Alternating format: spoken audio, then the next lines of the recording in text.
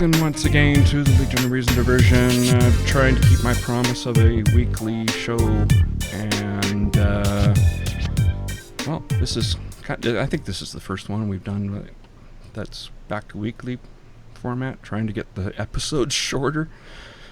What do we got? We got this week marked the 50th anniversary of the Apollo moon landings. Yet not only are we not back on the moon yet, but conspiracy theories still abound about faking the moon landings, and there's a few other silly things that newspapers have published that just... We'll get to that. Regressive left files. Scarlett Johansson gets roasted for daring to say she can play any character, for any role that is offered to her. She gets a huge backlash for that, which is crazy. Of course she can do that, man. It's silly. A BC trans woman claims a salon violated her human rights for refusing to do a Brazilian waxing of her male genitalia. Yeah. On the upside, Slate published an article which... by a person who pretty much has renounced the dogma of trigger warnings because they looked at the science. Well, surprise, surprise. A feminist design student creates the chair of misandry. That's what I call it. To stop the non-problem of manspreading, and she gets an award for it, of all things. Yeesh. Okay, Iron Islam. Saudi mother loses custody of her daughter because a photo was produced of her in a bikini. Oh, the horror. I mean, just what an awful, awful mother she must be. Yeah, right. It gets even worse from there. Mike Pence. This is good, sort of good. I mean, there's a lot of crap that comes out of the White House these days, but Mike Pence calls for the release of Saudi atheist blogger Raif Badawi, who has languished in a Saudi prison for, 7 years now? It's just insane. For the crime of insulting Islam. Oh, jeez. Okay. Catholic Watch. Well, remember that Colombian bishop who was planning to use holy water to drive out the devil? Well, he did it. I don't know if the devil was driven out, but he did it in less exciting, shall we say, fashion. Originally, he was going to use a helicopter. This time, it's, a fire truck. That's kind of a downer there, but yeah. Northern Ireland bishops cry foul as the British Parliament passes a bill which would legalize abortion and same-sex marriage if the Irish Parliament doesn't come back before October 21st. I hope nobody's listening to the bishops. American Theocracy Today. Remember that we talked about a town in Texas that wanted to create, or city wanted to create or claim that it was a sanctuary for the unborn. Another one, Mineral Waters, it was a smaller center that wanted to do the same thing, but their lawyers told them, yeah, you probably shouldn't do that, after the ACLU stepped in. And as always, and almost never happens, people, you can phone in. We're going to be talking about some pretty hot topics. First, I want to plug a YouTube channel because I've discovered this and I'm having so much fun watching it. He deals with a lot of the same subject matter as we do, but it's pretty much confined to the entertainment industry, gaming and movies. The Quartering, if anybody's heard of that. He's really good and well-spoken, and he's smart. He even uses pretty much the same words that I use to describe things, which is kind of creepy. But anyway, yeah, I wanted to plug The Quartering. Anyway, yeah. So I'm back with Christine. Twyla couldn't make it tonight. She's otherwise detained. And I'm here. Yes, Christine is here. Absolutely. Yeah. So, yeah. How are you doing? I'm okay. And you?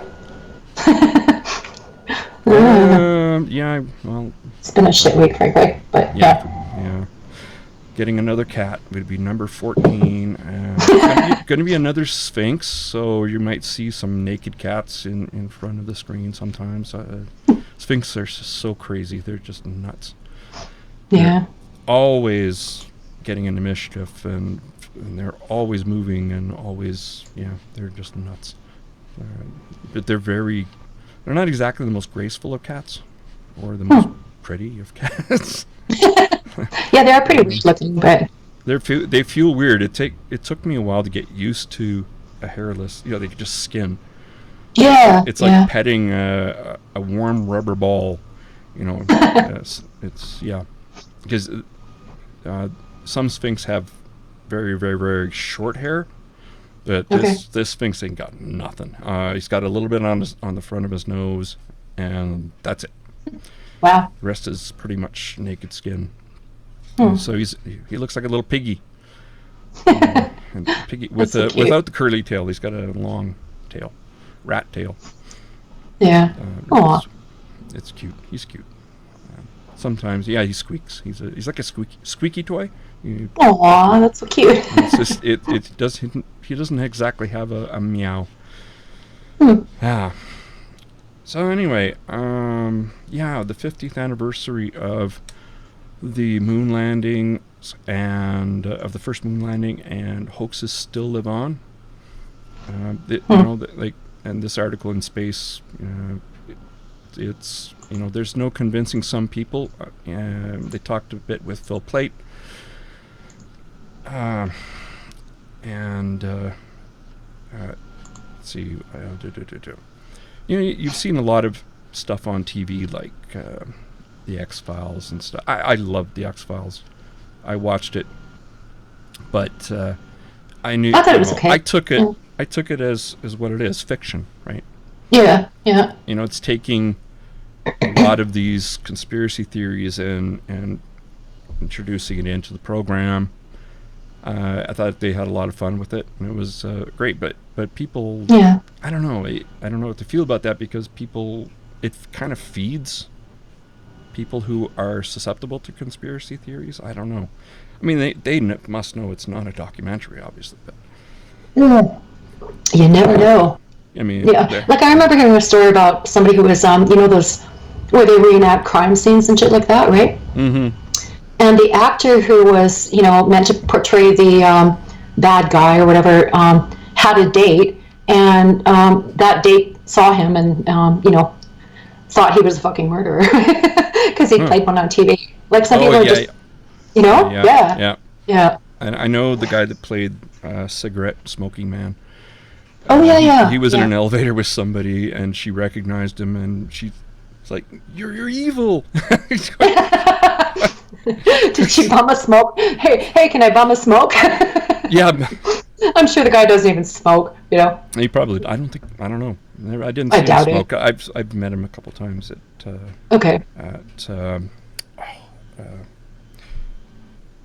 Imagine No Religion in BC. Yeah. Okay. Yeah. So, why can't the moon landings? Where is it? Oh yeah, moon landings. Why faking it is impossible? And of course, it's still loading. There's a bunch of reasons. One is this is another article from Space. The moon landings were filmed in a TV studio. Well, that's not really possible because if you look at the shadows in pictures, the stills, they're all parallel, right? You can't get that from a point light source that's close because the angle will change. There's a parallax error. The only way to do that would be using a million lasers, and that's pretty unrealistic. I mean, it's simply easier to go to the moon than to fake it, right? No kidding. There's other ones like you don't see stars in the in film footage, and I'm like, well, if you know anything about photography, you would know something about dynamic range, and the dynamic range of stars versus the reflection of sunlight off the lunar surface, which has a fairly high albedo. It's essentially black. It's indistinguishable from black. So it would be a problem if you did see stars. There's this goes through some of the that's the sunlight. Yeah, there's Space is a pretty good. I subscribe to their email list and stuff like that. It is an amazing feat. I mean, it was incredible. It was the men and women who made this responsible were numerous, and it was a huge leap forward. But then all of a sudden it stops. Mm-hmm. That's when Apollo finished. It was that's it. Okay, so we had Skylabs and we have the ISS now, but we haven't gone back to the moon. We've gone to doing science remotely or semi-autonomously using rovers, and soon they're actually going to be sending out a little drone, like a little helicopter that's going to hop around and take samples and do some science. But there's a limit to that because the Martian atmosphere is something like 2% the density of Earth's atmosphere. So NASA has, there was a executive, I don't know, I guess it's not executive order, but anyway, Trump said that, okay, we're going to go back to the moon, which, I know this is a political thing, but hey, you can hold your nose and say, oh, if you're a big fan of space flight like I am, yeah, that's okay. I don't care who says we're going back to the moon. We're going back to the moon. I would have thought it would be more, well, I guess it's pretty, what's his name, Elon Musk and industry support now as opposed to it all coming from, I think he could do it actually faster than I do too. Than NASA. Yeah. He announced that he thinks he could do it in 2 years. So, and that's quite possible.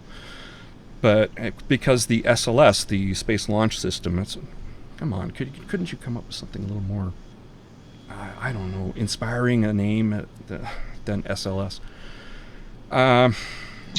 It's what does it stand for? Space Launch System. Oh, okay. Like, what would you want to call it?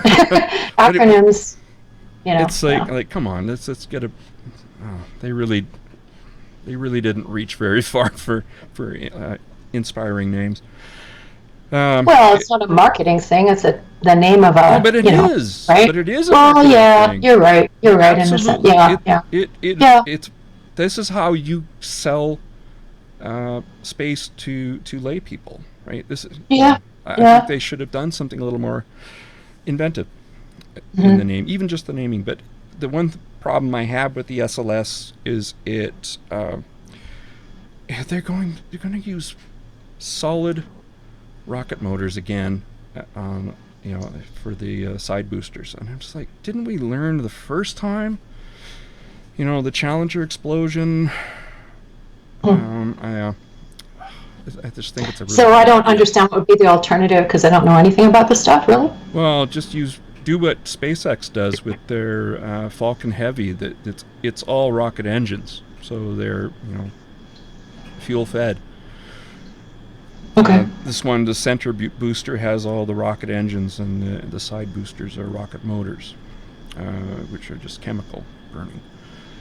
Okay. So I'm not happy about that, but at least we're going. But the problem with the SLS is they're having a lot of problems, and there's no way they're going to meet their deadline.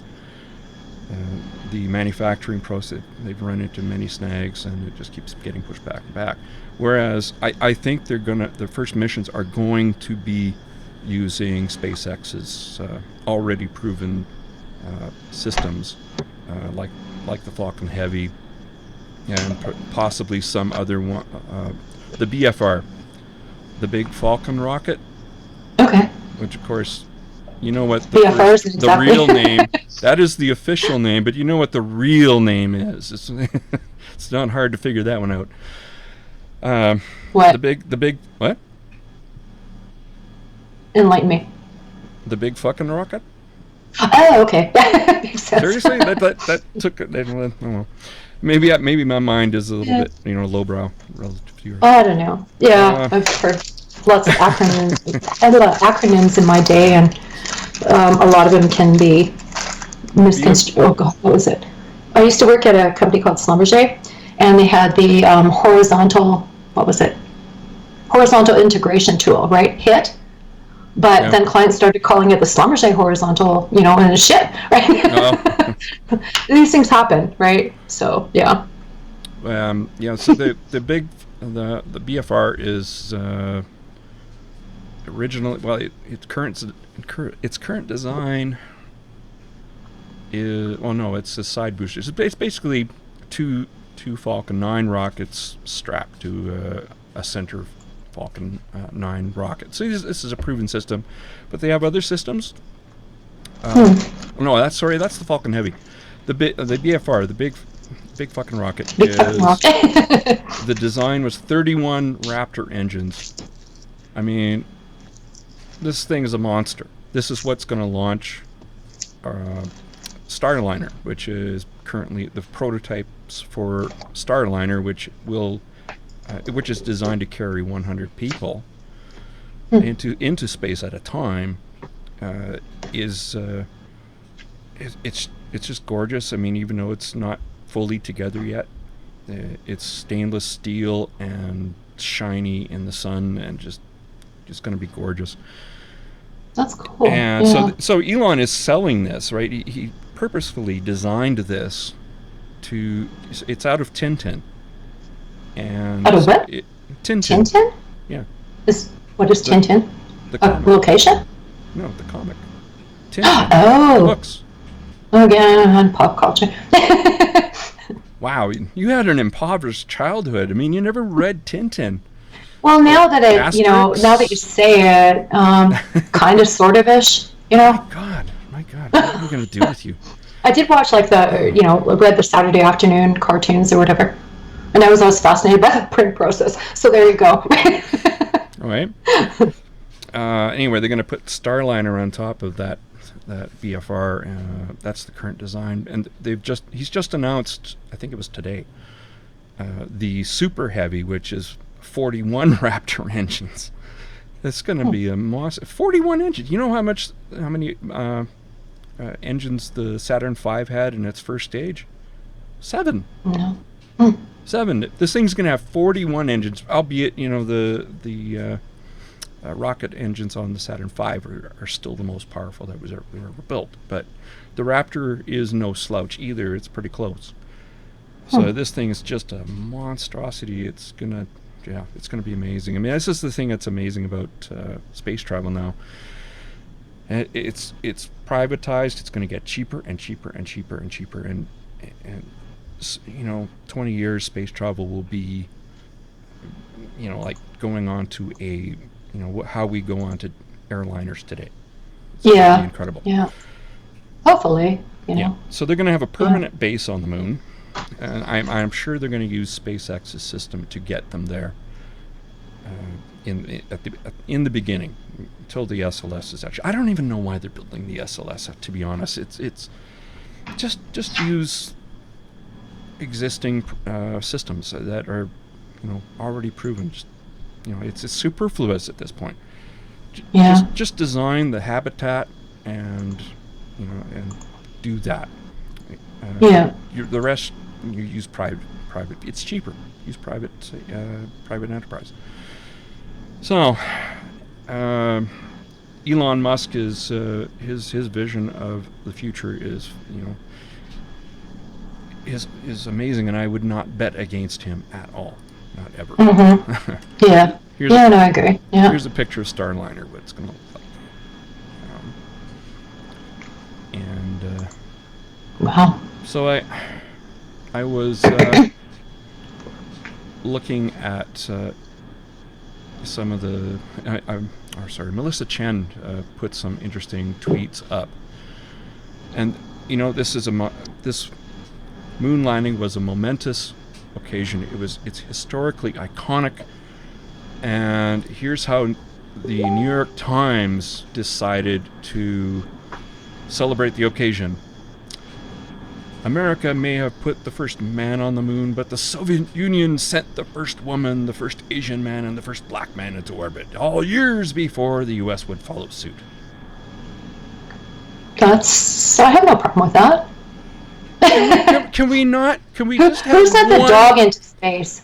Who sent the dog into the Russians, space? yeah. But can we not have one thing that isn't poisoned with wokeness? Just one. Just one. Yeah, I don't think Melissa is on that. She's on our page, right? What? I don't have a problem with this. It's fine. I've got a big problem with this. Just. It's not insulting. It's not slagging I think men. It's totally insulting. It diminishes the accomplishment of landing on the moon. I mean, it's just horrible. This is a horrible tweet. Well, I understand where you're coming from, but it also, I think, addresses a broader context of space exploration and, inclusivity, I guess, right? I so disagree. This is just, it was amazing. Can we not say that? Yeah. Can we not say this? Yeah. Yeah, and just,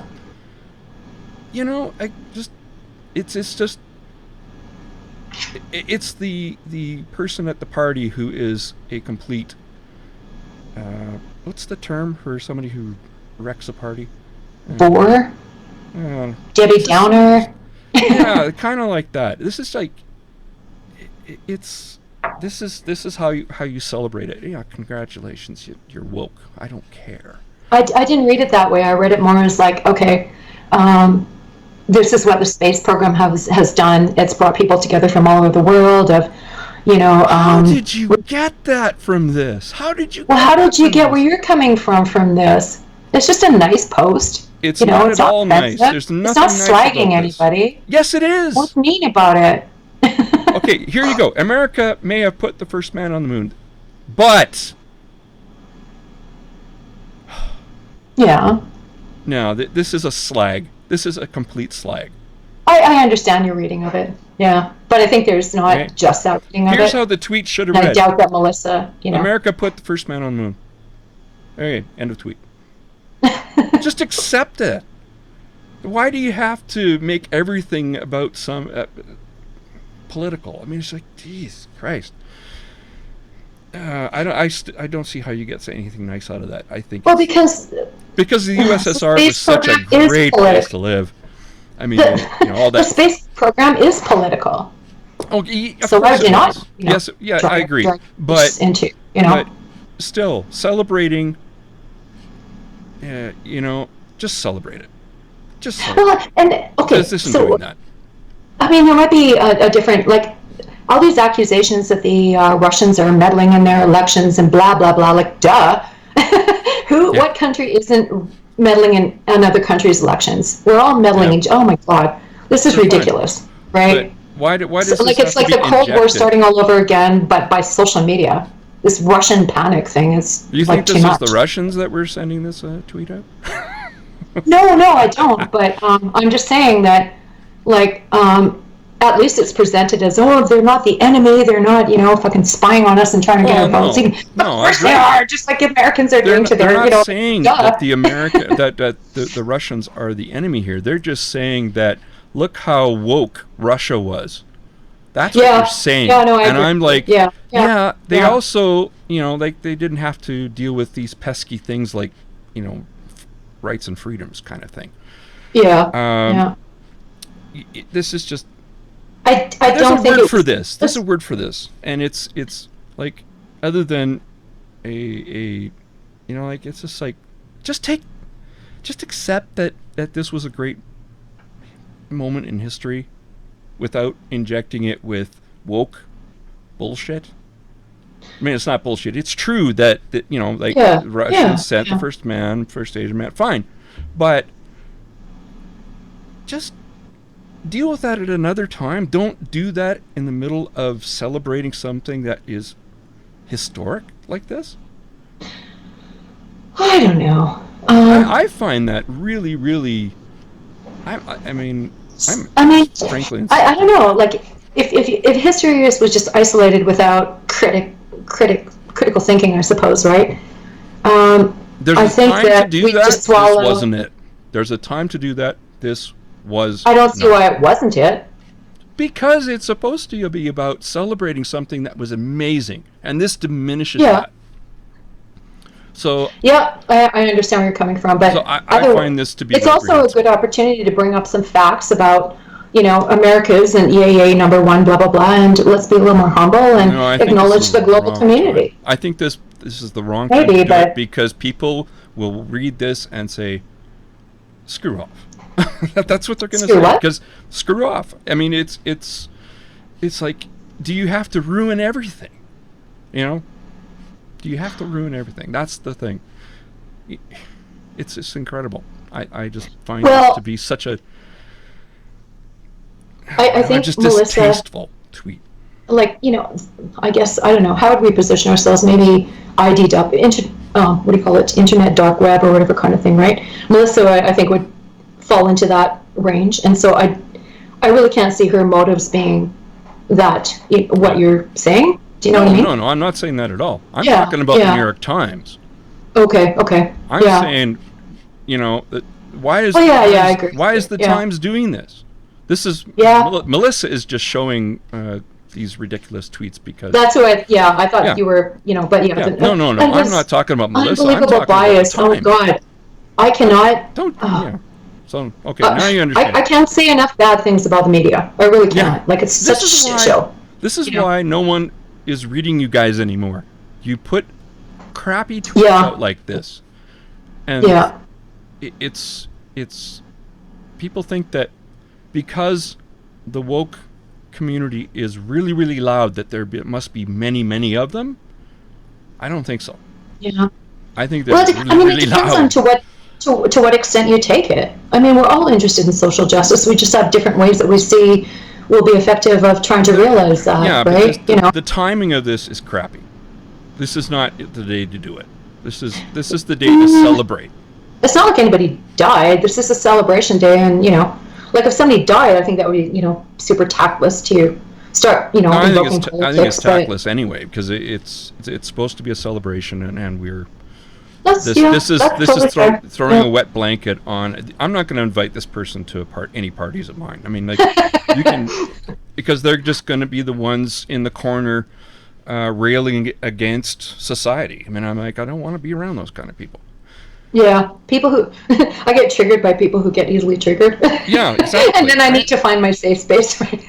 Here's another one from the New York Times. The Apollo program was designed by men for men. If we do not acknowledge the gender bias of the early space program, it becomes difficult to move past it. Then propose your alternatives. Past it. Yeah, propose your alternatives, and it's not. It ignores that women have been on the International Space Station for. Okay, well, and women have, you know, been right there from the beginning, right? Sure, in various capacities, absolutely. And, you know, I don't know. I mean, if you see a gender bias, then propose your alternative. Write your paper. Present your, architectural diagrams to design whatever it is that you think would be not gender biased. The woke react. The woke react. They don't think. Yeah. They are reactionary, and they're not going to think it through. They don't even think their positions through, as I'm going to talk about in a bit. But this is just awful. This is not even reporting. It's politics. It's injecting politics into your reporting and framing. That's just irresponsible journalism. You're not supposed to do that. You're supposed Randy, there's no journalism anymore. All it is opinions. Yeah. I know. I mean, if you want journalism, there is journalism. I shouldn't say it that way, but where? You know, the mainstream, you know, if you're turning on blah, blah, blah, you're not, you need to learn, not you, just generally, I think people need to learn to distinguish between opinions and fact. And just because somebody spews out their opinion does not make it a fact. Well, they also frame things, Oh, totally. Right? So, Well, that's they add, like, here's an example. The that horrible incident that happened in Japan where this guy firebombed an anime studio. Yeah, yeah. And you get mainstream media, most of the victims were women. Oh, and while I didn't know that. factually true, 20 out of 34, what Wow. did that actually add to the conversation? Are you saying they were killed because they were women? Well, it would suggest to me, non-discriminatory hiring practices against women. or firing practices. Ooh, that's a bad one. Too soon. Let's move on. This is from Washington Post, lest you think that the New York Times is alone in this. The culture that put men on the moon was intense, fun, family unfriendly, and mostly white and male. Jesus H. Christ. Well, that was pretty much... Sure, it was unfriendly because you had long hours. What, you going to say, okay, good night, have a nice sleep, astronauts, we're all going home now. If something happens, just hold your breath. Yeah. Like, what? Yeah, it is. It's crunch. All crunch is family unfriendly. Well, it's like gaming now. If you're a game developer. Yeah. Oh, you've been watching the quartering? Well, no, I've known this for a long time. That game developers. Yeah. I do occasionally watch the quartering. He's a bit of a dick. I love him. But I like him. He's all right. A dick. What a bit. Yeah. I make apologies for it. He refuses. He won't usually swear on the air, but yeah. He's all right. It's kind of, I don't know. We have the same opinions on everything, pretty much. It's amazing. I mean, literally the same words we're using. It's really really creepy when I'm. Well, what does that? Okay. I'm going to challenge you. What does that say? What? What does it say? Are you not invoking? Are you not like following people that agree with you? Yes, absolutely. But I also. But do you ever watch people who don't? Yeah. Okay. Oh, yeah. We don't want to get in our bubbles. Like I deliberately try to watch, things I disagree with to there are some myself. that I don't want to get sucked into. There are some that I disagree with that I can't watch. It is. Oh yeah, you get off to the so awful. Awful. Like Steve Shives, not a chance. Oh, I mean that whole Andy No thing. He was saying talk shit, get hit, and well, from a guy that talks a lot of shit. Yeah. No, I can't stand him. He's a disgusting human being. He's well, he's been off the rails for such a long time, and he's pretty much his own bubble. Yeah, I'm not going to watch that shit, but I'm also not going to watch fucking Richard Spencer and blah blah blah. Like somewhere in amongst the middle, there's people I agree with on certain issues and disagree with on certain issues, and I want to know the areas that people disagree with me on so I can better understand them. I don't need to fucking argue on Nazi because they're fucking crazy and everybody knows it, right? I can, and I do want their opinions out there so that we can mock them and do whatever it takes to challenge their free speech, right? But that's the other thing that these people on the far left are very anti-free speech, and it's like that's a mindfuck because that wasn't always the case, right? In fact, it was exactly the opposite, right? Yeah. If you were a conservative, a religious conservative kind of thing, you'd be the one. Oh, that offends me, and it's blasphemy. I'm presenting it in pretty stark terms there, but it's reversed in a sense. Yeah. Yeah. So, congratulations. That's what all these tweets should have said. That's my point. Is congratulations. Yeah. Yeah. It's not the time to bring up identity politics, and not that. Well, I'm not a big fan of anybody bringing up identity politics. I'm not either. But I also don't think it's a big deal to take a historical moment and present some enlightenment to. This is one of those things. I think it's really, really not a good idea because I think it produces counterproductive responses. Like, Yeah, but I don't.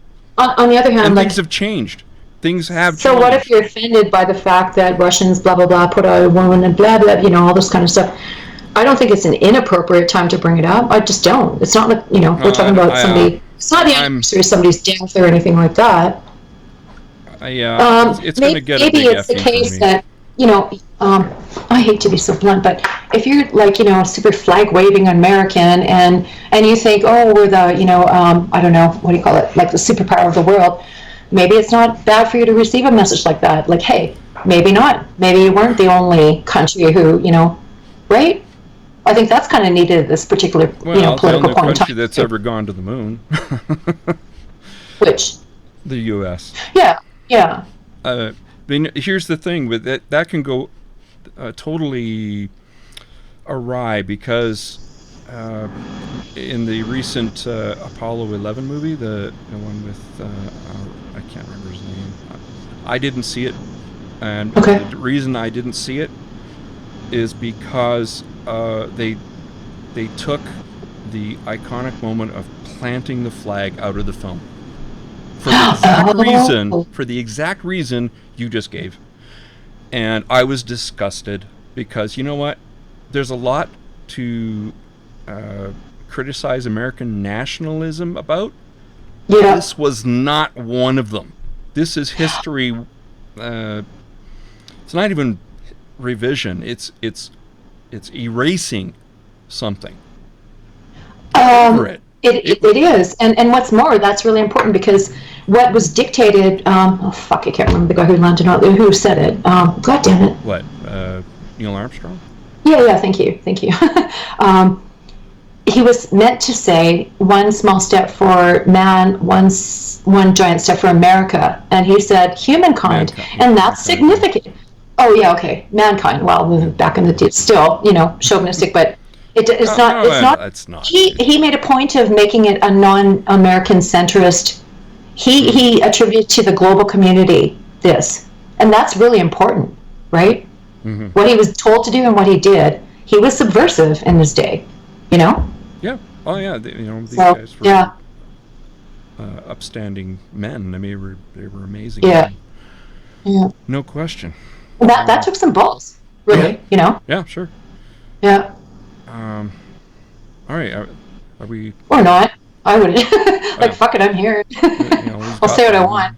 But he was all these guys. They were amazing men from different walks of life, and the right stuff. It was just something to watch. That was a great film, and you can't say enough about them. They were. Yeah. They did some, they had to be amazing and especially with, when the depiction in Apollo 13, right? When things went wrong, very, very wrong. I mean, they were, everybody was on deck and trying to solve the problem of getting them home alive. These guys did probably at many points felt that, we're gonna die. Yeah. But we're not gonna go down without a fight. And they got back safely, and it was a testament to human ingenuity. No kidding. That was amazing. Amazing. Yeah. And women played an important part of that. Yeah. Absolutely. Yeah. They weren't actually in the seat. No, but they were doing the fucking calculations, critical roles, Yep. I mean, and not just women of not just white women, smart women, smart people. It's okay, shall we move on? Yeah, but I'm like, we're getting a few comments. Somebody was saying, hang on here about this, time should have known better, but if you hadn't been butthurt about it, it wouldn't have been but a passing comment. And that's kind of true. And Paul had joined us, but Paul Enns joined us, but he had to leave. Oh. So, but yeah, I don't know if we want to save the Q&A for later, or if we just want to open it up, because I just find those people kind of react. I just find them very gauche. Yeah, I just what do you mean to us? No, to Or me it is. No. I mean the tweets. I what just find tweets? them very gauche. The You mean the WAPO and the New York Times. Oh, I see. Okay, okay. I just Yeah, find them yeah, extremely yeah, gauche, ill-timed. There's a time yeah, to make those kinds of arguments, just not now. yeah. I get it, but there's just so much other bullshit This that's is pretty low on the this is radar of, clickbaity stuff, you know. well, This is how that's they. not clickbaity, I know, but Randy. this is how they Yeah, get their advertising dollars of is course when you you do. click on these things because you want to leave a comment, which is why I don't leave a comment. I'm not going to reward them. You know, it's not a big Yeah, deal, but yeah, yeah, it's just gauche. I mean, it's like a little bit disgusting. That's all. it's ghoulish, I guess. And Yeah, I don't guys, know about ghoulish because well, that's the kind of, ones about the anime uh, oh yeah, place that's definitely ghoulish. What the hell? yeah, It only matters because women were killed. I mean, like, what? Is that what you're saying? It was just ridiculous. They died because some guy who had mental problems and delusions set fire to a building, and there was it had nothing to do with them being man or woman. They, yeah, just yeah. so why is that in the That's headline? I don't know. exploiting. That's That's despicable. That's exploiting terrible. death. Yeah, yeah, yeah, What is the message there? That men don't yeah. matter?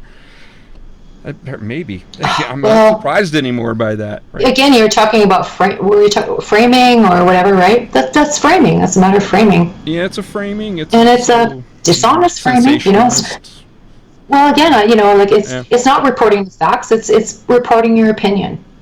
You know, yeah, or framing in such a way that it's just not news. yeah. It's your opinion, but you've perhaps worded it cleverly, and most of the population, not me so much, might be snowed by It's your designed to shit, get right? clicks. That's what it is. And Yeah. it's just awful. Well, no, it's designed to get people upset Yeah, to and click on it and angry comment about, yeah, to get their advertising dollars. yeah, I yeah. mean, it's just, but this is just, it's disgusting. It's just, yeah.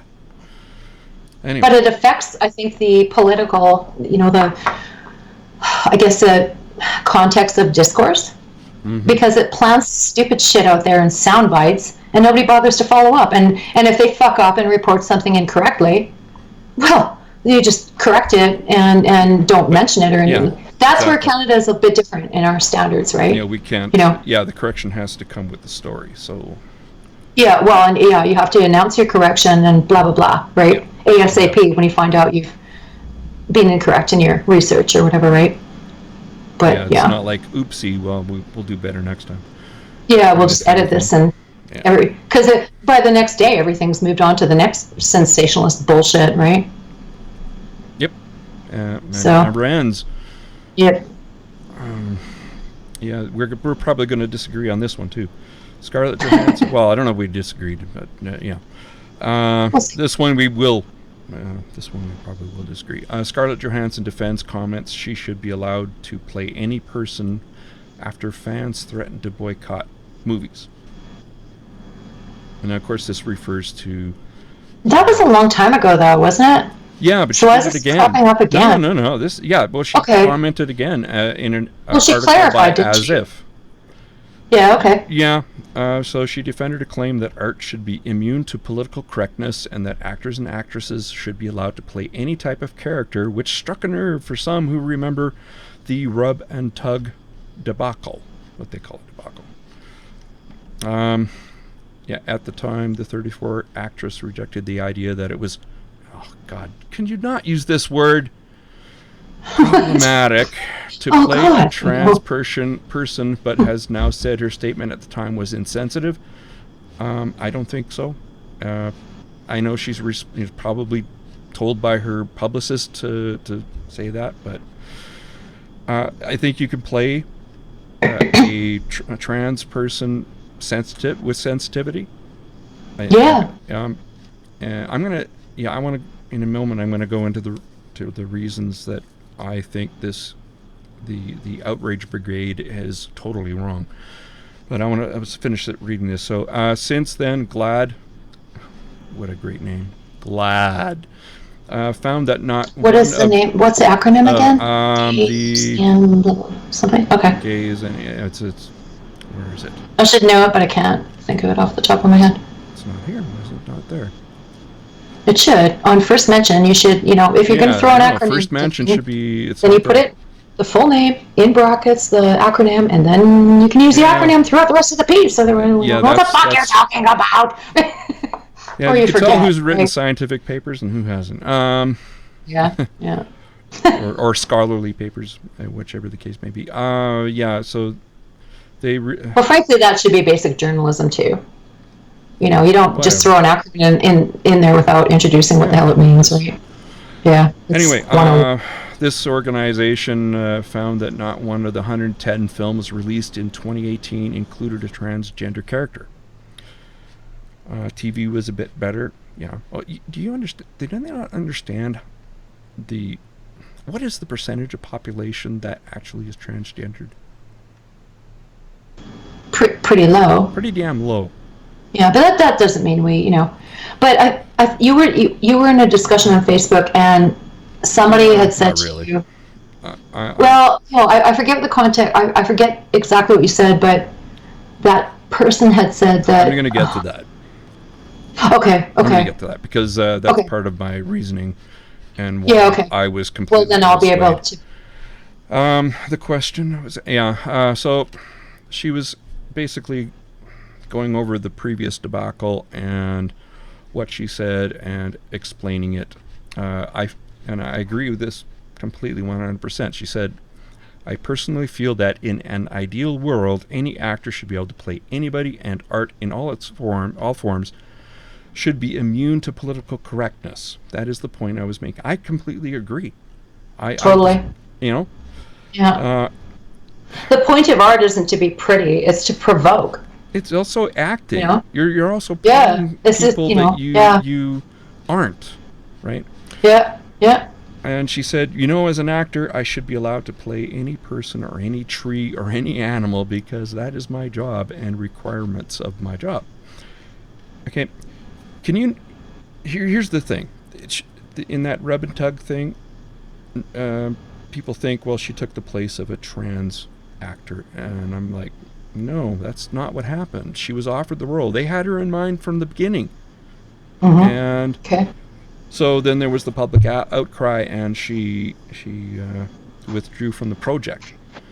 Now, look at it from the... Did the project get shut down basically too, right? I haven't heard anything, but I'm pretty sure it will not happen. So congratulations, and I'll tell you why this is why I say that the woke react. They don't think. They don't think it through. Yeah. Okay, I'm a investor. I'm going to plunk down $100 million on a film. You tell me that Scarlett Johansson has agreed to be the lead in the project. Oh yeah, that's a big selling point. You've got my interest. Shit. You are I'm on board. I'll give you preliminary funding, that kind of thing, and when you're set to go, I'll when you meet the milestones, I'll continue to fund. Okay. Yeah. Then so Scarlett Johansson is forced to withdraw from the project. Oh. So are you. So okay. So who have you got? Well, we got this great trans actor. What's the name? You never heard of this person, but it's great. A great actress. Or actor, I guess, in this case. And I'm like... I think it refers... If you're not a sexist, Randy, you call... I just did. Just like, servers. When you go to... You don't call them waitresses and waiters, servers. They're actors, not actresses and actors. Wait. I'm old school. Stop gendering blah, blah, blah. I'm teasing you, of course, but yeah. So I've never heard of this person. Have you heard of this person? No. Yeah. Yeah, I think we'll stop the check. So it's way to cast an unknown quantity just doesn't happen in Hollywood. And the reason is because stars bring real monetary value to a project. That's why they get paid a lot, right? Because they bring more than that to the project. And it's just not going to happen with an unknown quantity. It's not going to get funded. At best, it's going to end up in some podunk movie festival and get, even if it's critically acclaimed, no, people aren't going to see it because it's just, nobody. Yeah, that's the way it is. So whose fault is it that this does get funded? It's not the investors, because they're just responding to the change in risk. It's not the movie producers, it's not the casters. It's us. The people that spend the cash to see these movies. Yeah, and I think yeah. And that's why the system. I mean, either way, if you had an excellent actor who portrayed it, that was transgender, that portrayed a, blah blah blah kind of thing. They've gone through the levels of acting, stage to, it's a talent. It's just to bit parts to. If you're doing a ballet performance, you don't want somebody that's only taken 3 years of ballet, right? Well, even that, it doesn't. It's got nothing to do with, even if you've taken 20 years, it's of a career. If you've done it for 20 years, then well, there's certain roles if you haven't done any, if you don't have a CV, you don't have anything on your CV, it doesn't matter. You're going to be a bit part, even though you're the greatest ballerina in the world. You have to work up to it. Frankly, how do we know what roles transgender people are playing? Right? Yeah, I don't know. Maybe transgender people that go into acting don't want to be stereotyped, right? Oh, that too. Yeah. But, So I mean, of course, blah blah blah. But I wouldn't want to be categorized. You know how actors get put into a slot, and that's all they get jobs for. Yeah. Yes, thank you. That's the word. Yeah, maybe. I don't know. For all I know, I don't really care who's playing the role, as long as they do a great job acting it, and good plot and good, blah blah blah. You wouldn't pay money to go see something that didn't have. I haven't heard of any of these actors. Not too many people are going to go to see it. Well, me being me and totally unpop cultured, it would probably come by word of mouth, and I would respect. You know what I mean, right? The whole thing is lost on you because you don't go to movies. So what? No, but I have, when I do it, a lot of times when I enjoy movies, it's been, because somebody say that you should watch this one, you're really going to enjoy it, and I have never heard of the names of these people, and often it's subtitles or whatever. And, but they have. And it's, you know what I mean? Pardon me? They have. Okay, maybe. That's why they saw it and they said it was good. Hey, maybe you'll like this too. But they knew. The reason they went to see it was because they knew who the actors are. You just knew the people who liked it. That's your version of star power. I don't know. I just find a lot of North American movies are very predictable. Oh, no kidding. And sometimes the things with the subtitles that are, exactly. There's 6 plots that, keep. And so sometimes a movie that's got subtitles that's from, I don't know, wherever in the world that probably most people wouldn't recognize the name of, even. I get where you're coming from, but and it's great because it's I haven't seen it 100 times already before in the same plot, but different actors, blah blah blah, right? Yeah. Same plot I've seen 100 times before, if not more, right? So there's nothing new in Hollywood is out of ideas. I mean, look at what's the biggest things now. The biggest draws are Marvel superheroes.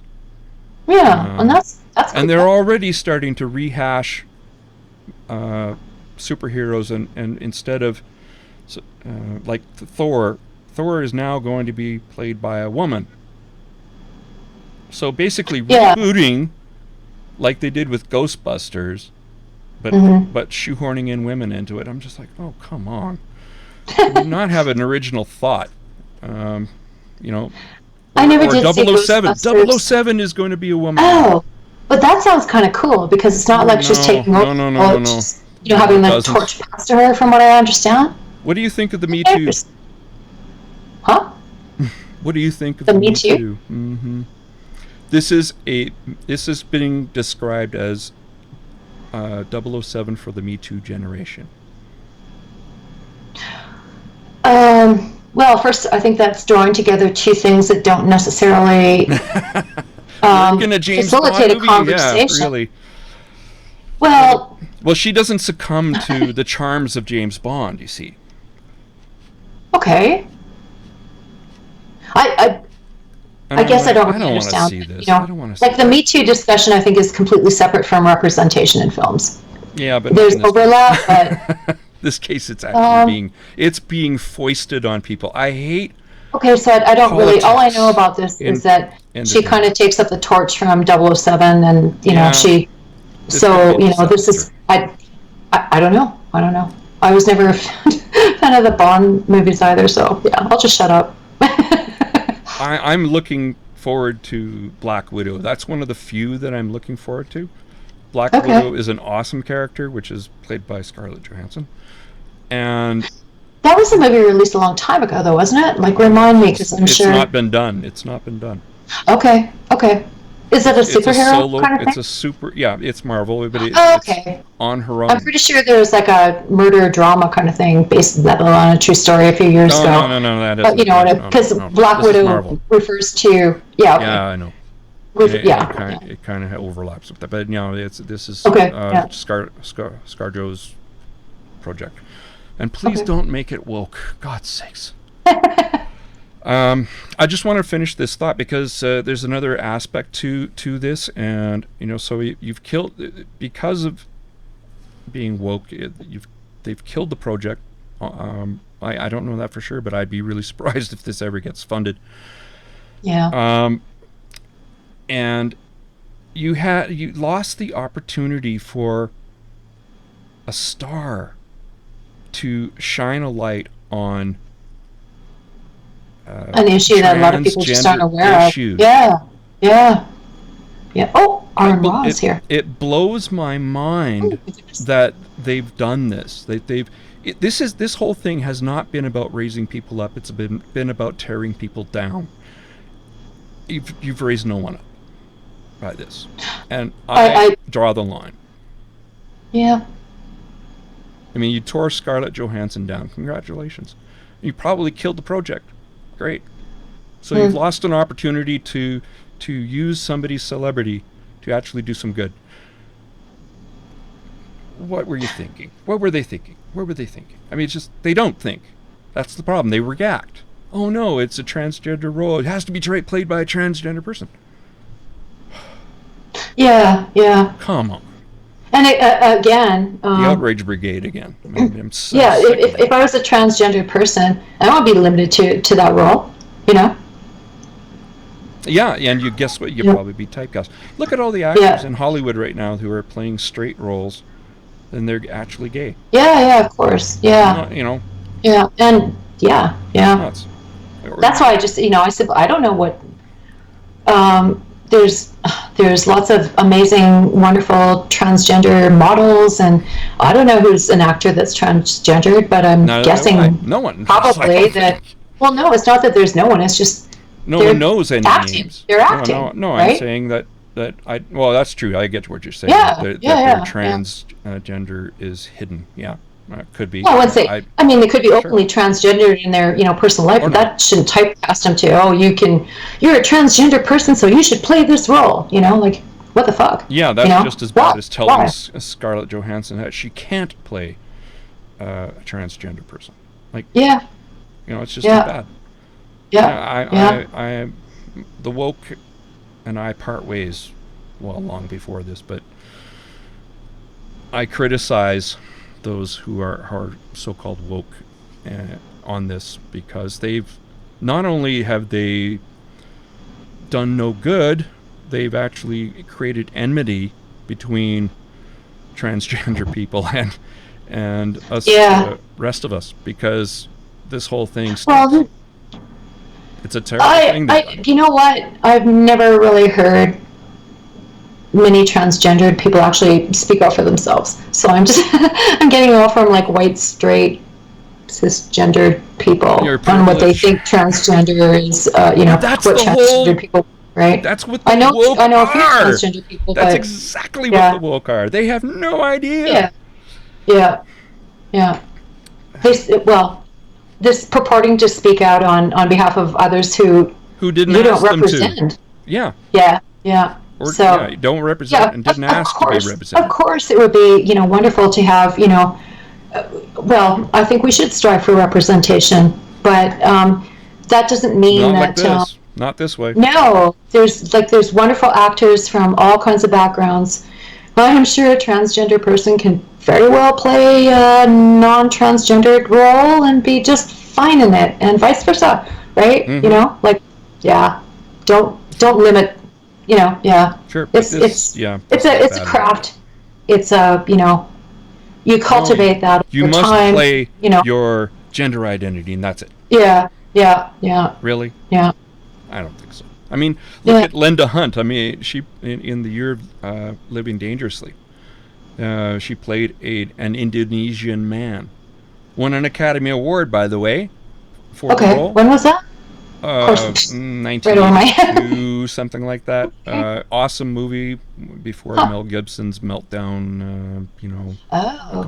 Long before that. Mel Gibson, Sigourney Weaver, Linda Hunt. It was an awesome movie. Movie. I love that movie.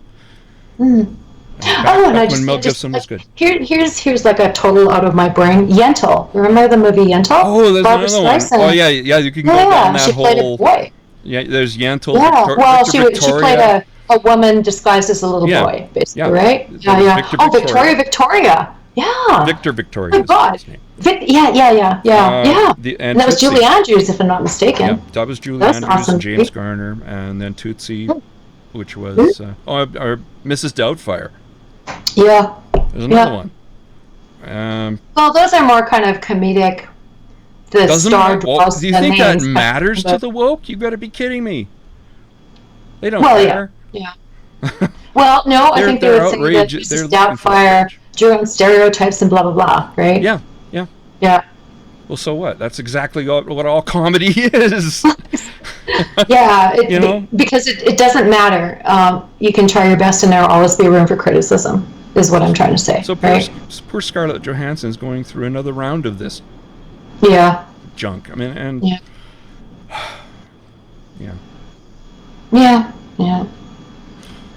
so sticking on. Do we want to go to that yet? No.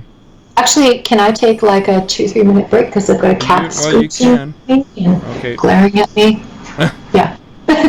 Okay. So I shall be back. I'm gonna get a glass of water because my voice is hoarse. I would love to have. I got to get an intermission thing that. I told you the jumping hot dogs, right? No, I would be more inclined to use the thing, the intermission from the Holy Grail, but Okay. I don't know. I think there would be some copyright issues both ways, but okay. 2-minute break. We're going to go 2-minute break. And we have we have a lot of people that have joined this conversation. Let's put our. Am I going to get roasted now?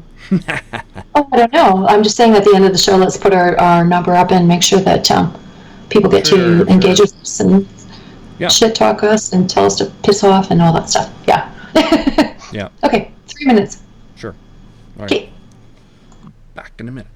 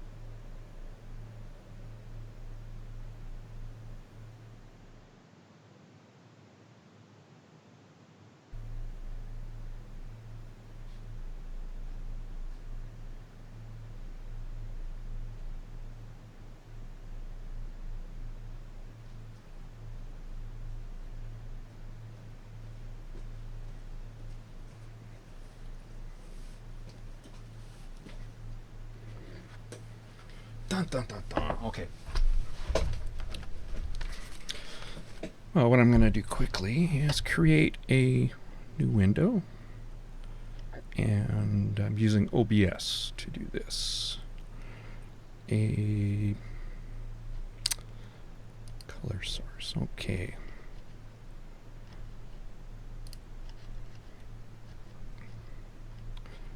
I like dark backgrounds, so we're going to create a really, really dark.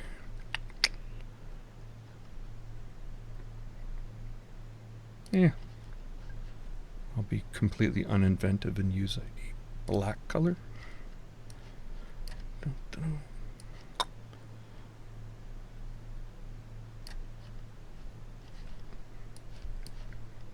And then I'm going to put some text on.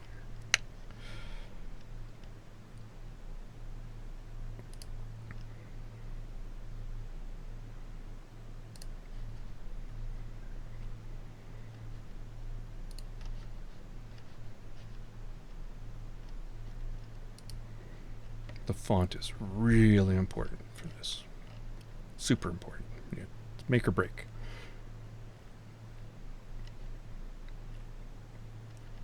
I'm not looking at the YouTube or Facebook feeds for comments right now. I'm Hello, I am back. cranky. Okay, cranky. Cranky?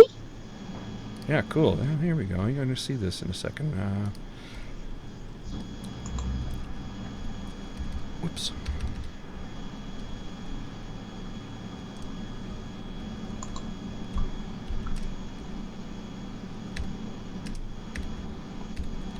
I can tell who's joined us, but not whether they've dropped off or not. So, yeah. I have very cool people joining us.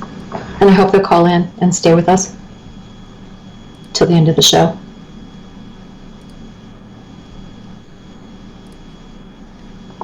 What are you doing? I am creating some cool text. Hey. Okay. Oops. Are we on? Like. Oh yeah, we're still on. Yeah, I'm just waiting. All right, there we go. So now I can turn them off since I don't need them anymore. There we go. Boom, boom. All right. Do you want to go continue on with transgender story? Sure. Yeah, we could do that. Transgender story. This one is just like here we go. There we go. Yeah. I still like the jumping hot dogs, but okay, whatever. Well, I mean, it's like it's kind of uninventive. Like, I'll do an animation. No, it's not. It's like retro and kitschy, and it's cute. Yeah, it's good. I like playing with fonts. I download tons of. It's weird. It's like collecting spoons. I can find fonts. Okay. It depends on what project I'm doing, right? So I source fonts. Yeah. You source fonts? What is that? Well, yeah, you could have the. Well, you don't just like, hey, I like this font, so I'm going to use it. You look at the piece that you're creating and you say, what font would best convey? Yeah, exactly. That's exactly what I do when I'm doing cinematography or something like that. It actually is. I said it was very important. I was kind of joking, but in those cases, it is actually very important because you don't want to use the font that I just used in a serious documentary. I mean, it would just it would be like completely mixed messages. I wouldn't use that font at all, frankly, but okay. There was a really funny little short film I was watching called The Font Doctor, and it was this guy who was a contracted, and he got hired to do fonts for movie scripts. Okay. It was really really funny, and I don't know. I guess somebody.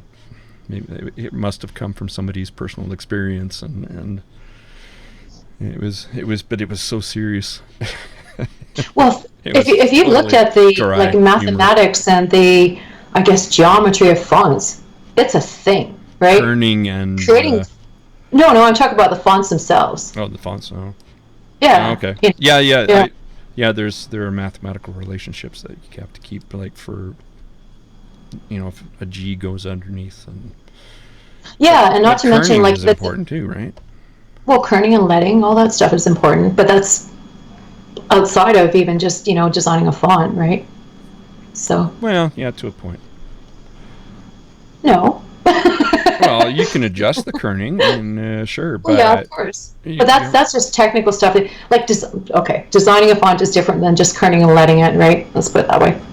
How did we get on this? Oh, that's my fault. I don't know. That's my fault. Anyway, okay, occupational hazard.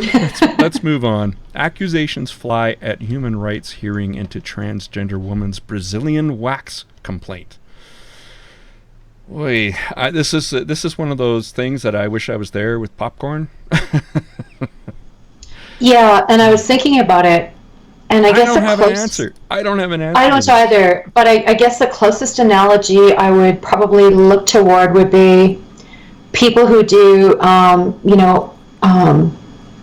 piercing and tattooing in genital areas, right? And yeah. What is the norm for that industry? Because I think that's what we're talking about here, right? Are you comfortable, I suppose, most tattoo places have more than obviously one person or whatever kind of thing working there, but hey, are you comfortable piercing this person's, whatever? No, I'm not. Can you do it for me instead, right?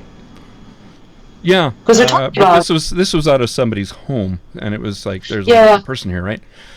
Yeah. Anyway, a BC Human Rights Tribunal hearing devolved into repeated outbursts and name-calling this week as it considered a transgender woman's complaint that a home-based salon discriminated against her by denying her a Brazilian wax.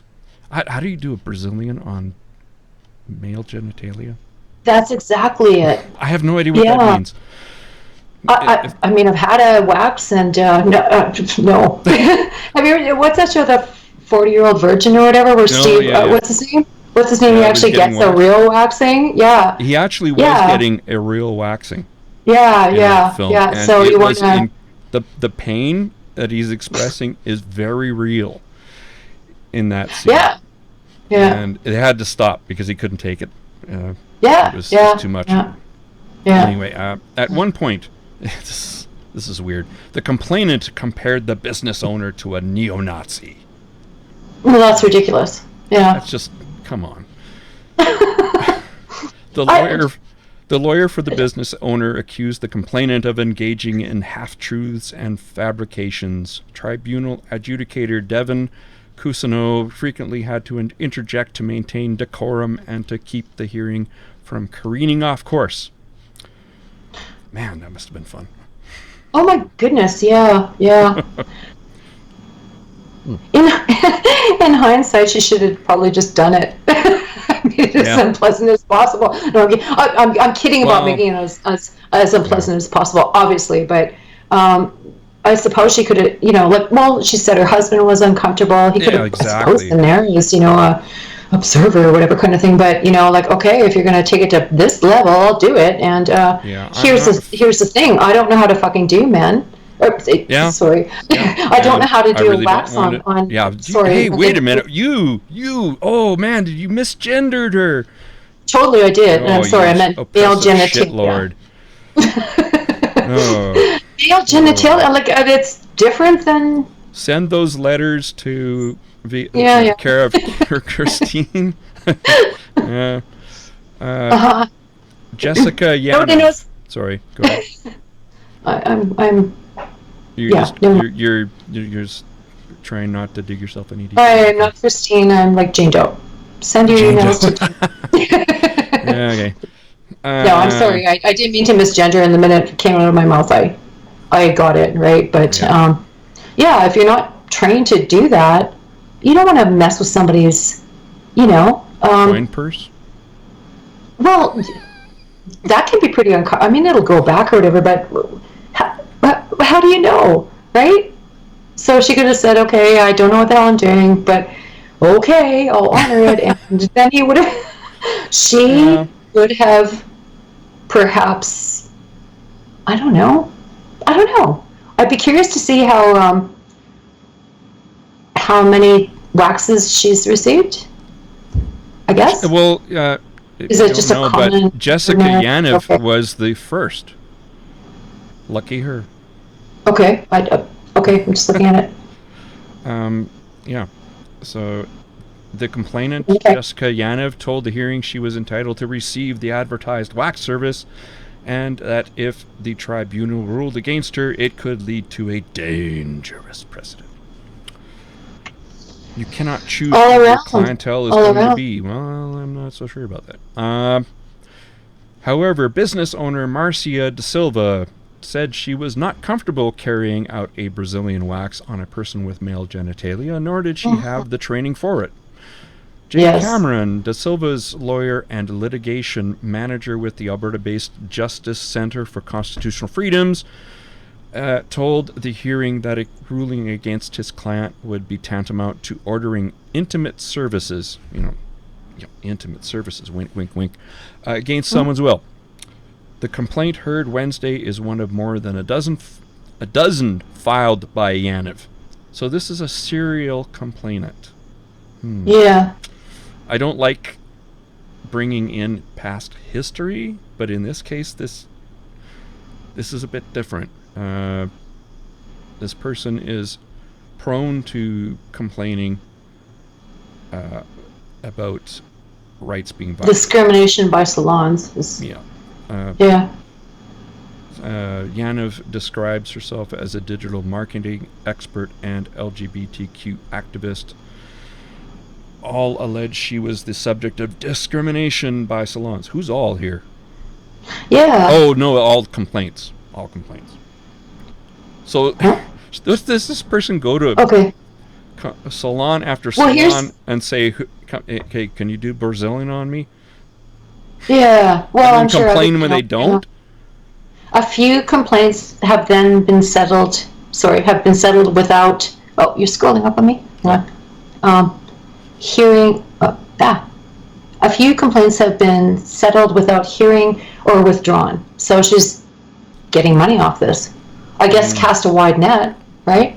And some people are just going to save their reputation and say, "Hey, I'll just settle with you rather than taking it to court and having my company's reputation ruined," right?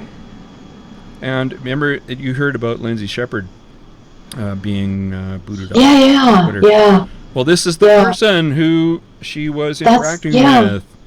And the thing is, let's face it, Twitter has a bias, and it's an extreme bias.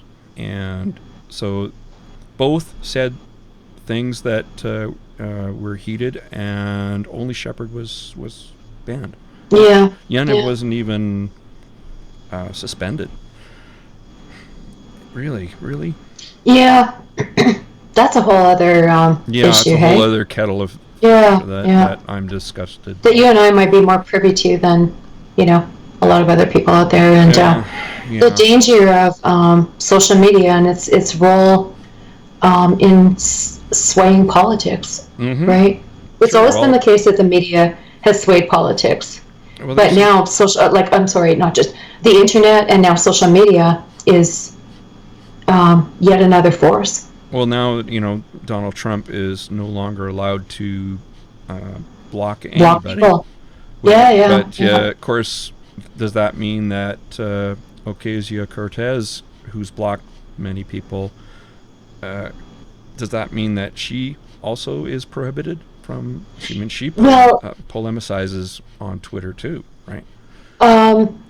It's got to be consistent all around. Yeah. Otherwise, there's a lot of unintended. You just stick, consequences. A, B, and C in those name slots. You don't know anything about their politics, and if they're, blocking and they're not permitted to because they're part of the public sphere of discourse, is I think what the argument is there, right? Then you should be neutral to, whether it's A or B or C or D or whatever kind of thing, right? Yeah. At the unless hearing, it's obviously to the hate speech. Okay, I'll grant that for sure. Sure. If you're saying let's I don't know, suggesting some kind of violent act toward an individual or group of people, that's not okay. Well, the thing is, what's the definition of hate speech? Because there would be people who would consider misgendering transgender people hate speech. Well, that's not an invocation to violence, nor is it a physically violent act. Yeah, but I don't think it's that impolite. definition It's kind of rude. You're being a fucking dick. Yeah. No, I think you're just being a dick. I think you're allowed to say that. But I know that, there are places where you actually... Pardon me? Those gender slurred that was there. Shame on you. Which? What did I say? You said dick. I'm hurt. I'm offended. Okay. Asshole. Is that better? Yeah, that's gender neutral. Yeah. I think we've all done. Yeah. Yeah, so De Silva testified she had just started her home-based business after previously performing waxes on family and friends. What? Why would... Like... Okay, let's just... if I was doing this... Yeah, I don't want to be that kind of friend. I don't want to get that close. I do it. Hey. Well, are you serious? Okay. I mean, stuff's got to be done, bro. Stuff's got to be done. So Yana was the first person. Yeah. So obviously Yaniv has a shtick, and she's found that it's lucrative. I think that it's reasonable to. Yeah, I don't know what the outcome. It's just going to be interesting. I suppose she's trying to draw awareness to these issues, and that is a really fucking difficult one. And like I said, the closest thing I can think of is, if you're a piercer and you don't want to pierce a certain, like only you do like female genitalia, not male. Like what does that imply for that industry? And is that not? That's the only thing I can think of that might. The problem give some I have with this. being that generous to Yaniv is the settling outside of the Human Rights Commission. That sounds like I'll take cash and stop the process. So okay, if you're really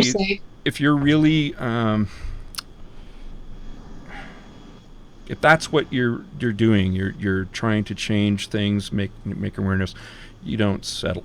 You take it all the way. Yeah, that's true. So I think that's true. Yeah, this is lucrative. You make more of a sting, because this is the first time I've heard of her, right? And she's got like 12 cases in her wig. It's interesting that this is a catalyst for the media scrutiny she's now getting. Yeah, well, I think that it was also originally they weren't going to name her. There was a reason they did. Okay, probably. I think it had something to do with her name being out there already in the public domain. Yeah, I think it was with the Twitter. Yeah. They didn't dox her, but they, didn't feel compelled to keep her anonymous either, right? Yeah. So yeah. All right. The chair. Yeah, that's the closest thing I can think of is piercers who could give some guidance on this particular issue, right? So, they probably, whoever is. But the thing is, when you're just a single person in starting a business, that's, Well, I frankly, I got to say, if you're going to do business out of, well, somebody who's just practiced on friends and family and they're starting a home business, probably not the first place I'm going to go to at all. Yeah. No, right? Come on, get a tattoo from some. Well, maybe after they've been established for 5 years and gotten all kinds of amazing ratings and had shut down by the health department. Exactly. Yeah, maybe then if they've cultivated here too. There's no. Oh God, yeah. Yeah. So yeah. Street. Well, I remember that. Well, there's been not just that, but there was a bunch. So don't go to fucking basement. Yeah. Anyway, here's the Daily Mail. The end of manspreading. University student fed up with men infringing on her public space. Wins National Design Award for creating a chair that restricts how they sit down. This is the kind of person I have no interest in getting to know. Mm-hmm. This is the kind of feminist who. No, this is the kind of feminist that people hear about and are pushed away or repulsed by feminism. Okay, here's the video of the chair. I mean, this is So it allows women to fem spread, but men to this. And honestly, I don't think it would stop me from. It would actually increase my man spread because that wedge would push my legs out. So, and it would. I don't think it would bother me to sit. This would bother me to sit with my knees together. I can't do it. It's just not comfortable. And well, I'm not comfortable sitting with my knees together. Frankly, I sit in kind of like the half lotus position most of the time when I'm sitting down. On a C train? If I had the room, I probably would. Oh, geez. But no, I'll just sit there and maybe cross my legs. I'll just try to be courteous to my fellow passengers. And you know what I'm going to do? I'm going to create a chair where it is impossible for women to put their bags on the seat next to them. I see so many women doing this. Yeah. Or it's not just women, of course. It's fine if the C train is empty or something. Keep if the C train is full, put your purse on your lap, put your bags between your legs, and man spread a little bit, and keep that contained. Still being a bit of a dick, but all you're doing is man spreading. So yeah. It's just Yeah, just be a good person. There was a comment that I really liked in here, but I'm gonna come on, this is just silly. Neither of those look comfortable to me. What the hell? Not at all. There was one that was I really liked in the comments. These chair designs offend me. They assume there are only two genders, male and female. They should be banished. Someone should invent a universal, non-gender specific chair design that anyone can use. That's an awesome comment. Oh, God. I love it.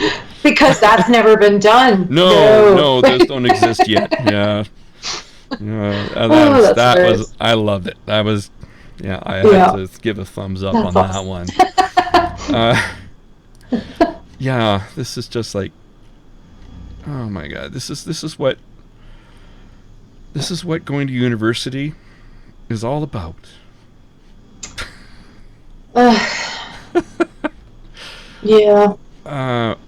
You'll take my order of hamburgers and fries soon, I'm sure. God. Man, this is just awful. I mean, an awful. It's interesting, statement about our culture and blah blah blah kind of thing. It? Yeah. But what was she awarded with? What was she? What was she awarded with again? It was some kind of like some design award, 3D design. She graduates in 3D design and craft from the University of Brighton. And she's been commended for her innovative creation. I agree that it's an interesting philosophical, thing. But put those in a theater. Put those in a fucking theater and see how that works out. Yeah. Right. Well, no kidding. I mean, you can't even. It's not a cushion. Oh my God! Look at the backs of them too. They're terrible. These are terribly uncomfortable chairs. I mean, either one. Yeah. Either one. Yeah. But as a philosophical statement, and again, fine. But it's not practical. If this is innovative, I'm sure the Iron Maiden was given an innovative creation award too, right? I mean, or what else? What other instruments of torture were really kind of neat? I'm sure there were a bunch. There are museums of this isn't these things. I wouldn't certainly. This is the latest addition to the museum. It's not torture. It's just silly. How long could you sit on this chair? Come on, really? Well, it wouldn't be torture. It's not like you're being forced to sit in it or anything like that. It looks like something from IKEA. It's just silly. From what, IKEA? From IKEA, doesn't it? Oh God, no! It would be way more comfortable if you got it from IKEA. It looks like something that was designed really to be something else, but you misread the instructions and you ended up with these things. Yeah. It's just silly. Like I said, but it is ridiculous that again, like I said, as a conversation starter, yes, interesting and provocative as an art, but as an functional comedy piece, routine. No. It's just hilarious. Maybe, but like I said on the Facebook page, you forgot the 6-inch spike in the middle of the man's chair. I mean, like seriously, I mean, this is where you're going. I mean, just go all the way. Which one would you put it on? Somebody actually thought that on the man's chair, if you're going to do this, just go all the way. Put a 6-inch spike in the middle. But that would be kind of okay. This is so fucking twisted. That'd be kind of it's a point I'm making. That this is just. I mean, that's where if I'm getting you correctly, that's where the anatomy is shared between genders. Real shit. But my point is, if you're going to do misandry, you go all the way. This is not feminism. Come on, this is just. I know. Ridiculous. Yeah, yeah.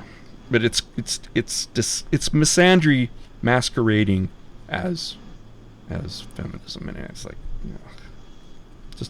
she must just be a delight to be around. Sarcasm, he drips. Yeah. Anyway, moving on. This is a good news story. Somebody who actually, I've met so many people who are self-described skeptics who, in this sphere, the social justice sphere, have never gone and looked to see what people who are actually experts in the relevant fields have gone to, who have actually studied this, and they can present you the evidence for or against. But they use these arguments that are pure rationalizations, like in this case, it's trigger warnings. That it allows people to not be triggered until they're ready to have their trauma treated. It's a great sounding argument. Unfortunately, the evidence is exactly the opposite. Yeah. And I know people who call themselves skeptics use this argument, and I'm like, well, what's the evidence? And it's been pretty clear for a long time. The case of earthquake victims in Turkey has been studied, and people who moved away to get away from tremors, which of course would trigger anyone who's gone through a horrific experience like an earthquake that killed many people. The ones that stayed fared better. Like they had further earthquakes and aftershocks, that kind of thing, because they could learn how to deal with triggers. Anything could be a trigger. I mean, trigger warnings are useless. First of all, anything can be a trigger. Yeah. Here's Peyton Jones, a clinical psychologist. This is by the way, an article in Slate, and this is a person who used to advocate trigger warnings, Shannon Palace, and now no longer does. And I respect this person because she had her mind changed. Yeah, that's amazing. Yeah, and it was changed for the right reason. Yeah. It was changed because people have studied it, they've presented the evidence, and here's our conclusion. Peyton Jones, a clinical psychology doctoral student at Harvard, he tweeted this: trigger warnings just don't help. And they did a study in Harvard that showed that if you, I think they talk about it here, down here. Trigger warning. Empirical evidence ahead. That was the title of the article. It published in I can't remember where it was published. I actually looked this paper up a while back. But anyway, what they did here, they had a few hundred participants read several passages, some of which were potentially disturbing. Half received no heads up before the passages were read, and half got a label ahead of the iffy ones that read, "Trigger warning, the passage you are about to read contains disturbing content and may trigger an anxiety response, especially in those who have a history of trauma."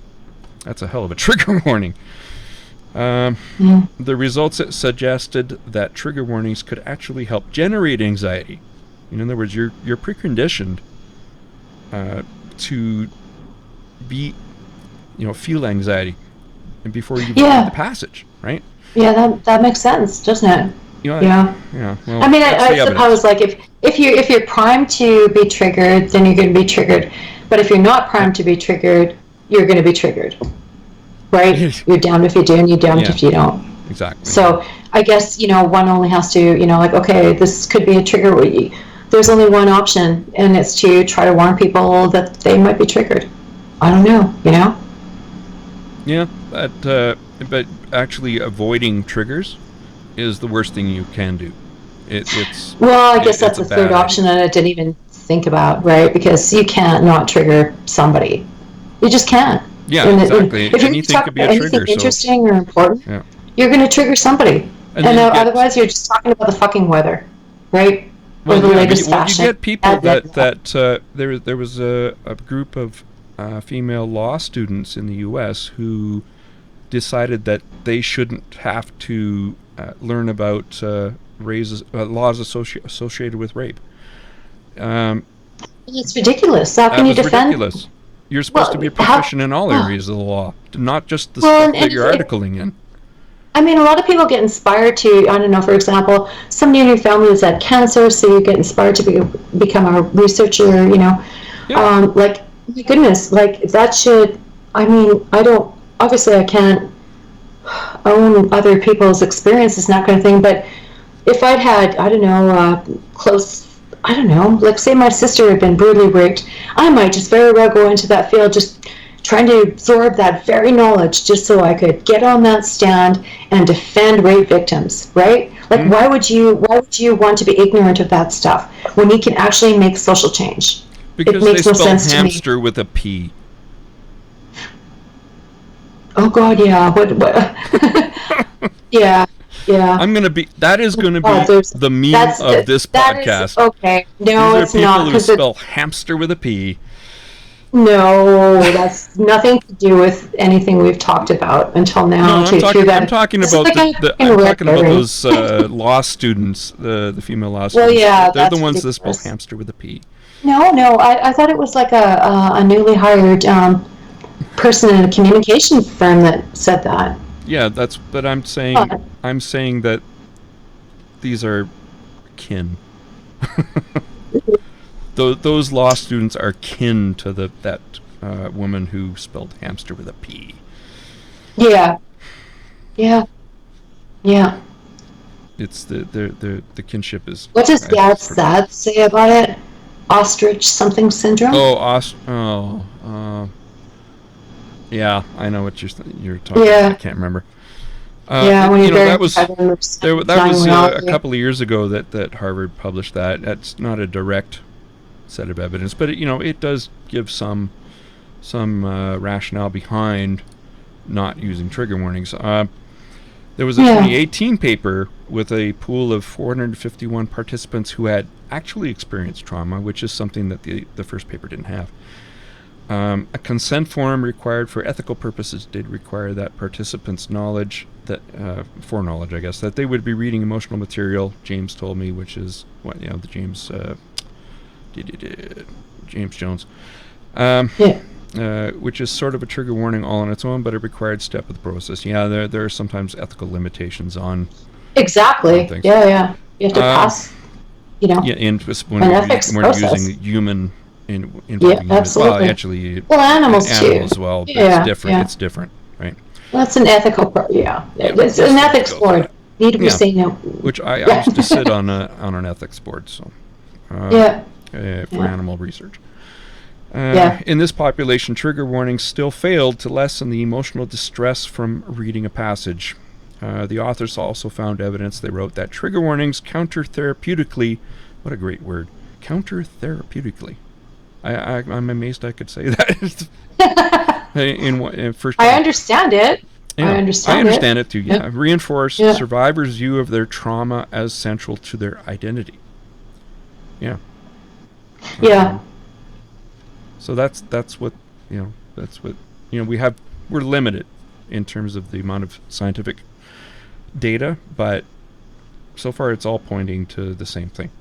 That these are, in a university setting, I would still be against trigger warnings even if they helped, because universities are places where ideas are dispassionately analyzed. And today ideas are at universities. If people go ballistic if they don't agree, doesn't align with their own personal beliefs. It's just they haven't learned how to. They spell hamster with a P. They haven't learned how to do things dispassionately. They haven't learned to look at things from so when you develop a course outline, I think it might be fair to say, okay, in this particular on this particular date, we're going to talk about this, and if you feel uncomfortable with it, you're permitted to not attend class. You're always permitted not to attend class. Well, of course you are, but just a lot of classes. Yeah, that's a good point, because I was thinking, but give me I wouldn't put a warning in there. I would put in the syllabus what we're doing. Give me a brief paragraph on why you feel that you should not attend that class, right? And I'm not going to judge them or anything on it, that kind of thing, but I'm curious, right? Yeah, I wouldn't go that far. I would just put, this is what we're going to be studying in the, my point. And, if you see it up front and you take the class, but something is going to cause a trigger reaction, you read the syllabus, right? Yeah, the onus is on you to it's not sign up for that class, or because those course outlines are available before you sign up. So yeah. It's professors have a tough job already. Let's not make it harder on them. Yeah, they already don't get their university administration standing behind them, which is like, the insane stuff that went on in Mizu, Oberlin, Evergreen. It was the tail wagging the dog, and even when I started the PhD program, right, in the religious studies course, there was a guy teaching a course on atheism, and apparently he was being harassed by I guess a Muslim student who was sitting in the back of the class, just like essentially threatening him. And he ended up quitting. The institution wasn't behind him. Yeah, and I'm just like, and that's just disgusting behavior by administrations. Yeah, that was kind of like, oh my goodness, what am I doing here, right? That has to end. That's crazy. No, he wasn't tenured. I think he was just an instructor. Well, that's the thing. And tenured positions are disappearing, right? There's very few left. Yeah. Here's a guy being threatened. Yeah. And he quit. Like, what the fuck? Very disturbing. Yeah. And when your university doesn't stand behind you, something like if he's threatened, it's breaking the law. Yeah, of course it is. And but like they have campus police in the States. We don't have that here. Yeah, we do, don't we? No, we have campus security. Campus security, I guess. But okay. They are not. Yeah. They'll refer to police for criminal matters. Yeah. Whereas campus police are in the U.S., they're kind of, they're told to stand down like UC Berkeley. Oh my goodness. Yeah. Wow. Anyway, even Amanda Marcotte, somebody I can't stand. She said this. My experience is that the audience can do a better job than I can at figuring out what kind of content will upset them by reading the headline than I ever could randomly guessing what blog posts count as triggering. That goes along with what we've been saying, that really if you outline what it is you're teaching or lecturing on, it's caveat emptor. Sorry, where's this Amanda Marcotte quote? Oh, it's just up here. Oh, highlighted. Oh yeah, okay, on here. Anyway, 2013, also a Slate article. Trigger warnings may have been developed under incredibly well-meaning pretenses, but they have now failed to prove useful in study after study. Yeah, that's pretty much it. I've been saying that for years. And this actually I would widen to a lot of areas of social justice. So, They're well-meaning. Most are well-meaning people. The more nefarious ones will be trying to foist ideology on people, and this is happening in the gaming industry. I couldn't find it. The Quartering had it up, and I didn't catch the web address. But the person was upset reviewing a game, upset because it took till the third paragraph till the reviewer was talking about the actual game, and we're talking about Trump for the first two paragraphs. And they were complaining that this game didn't introduce stealthily. The word stealthily was there. A political message. I'm like, why do games have to be political? I play games precisely to get away from that. And these reviewers and developers are doing this. They say everything's political. Well, in a pedantic and meaningless sense, yeah, sure. But when you inject it purposefully, that's enemy action. Okay, so I'm thinking Tetris, right? God damn it, a lot of people watching. But it's a political tool of hypnotization. It's got Russian stuff in it because Kremlin and Well, yeah. What is political about Tetris exactly? And I don't think it even started out that way. I think if I'm not mistaken, it was a simple program created by a Russian academic who passed it around to a couple or three of his friends. Yeah, whatever. And it became a huge hit. I think when the Russian towers and the other graphics came to be, that wasn't anything to do with the simple program it was, right? You can have political stuff in. Fine. I mean, I'm not saying prohibit it. I'm just saying I'm not going to watch it. Well, it depends on what. It depends, but most of it, I'm trying to. It's escapism. I want to get away from things. I want to get away from that. So one thing that struck me when I was instructing a particular course was how savvy the students that were gamers were about the particular historical situation we were discussing, because they were playing a game that was, enacting this historical situation, and that's how they were learning about it, and they were right. It's interesting. Battlefield, the latest Battlefield, which by all accounts has been, I used to play Battlefield, but by all accounts has been a disaster. How many women were on the front lines in World War II? Yeah. Probably not many. What the hell? Come on. Yeah. Medics, I suppose, No, we're talking on the front line. They're behind the scenes cracking fucking codes, mathematical codes. There were some in the Russian army, but we're talking about, and we're talking about that. We're talking about in the trenches. How many women were there? Yeah.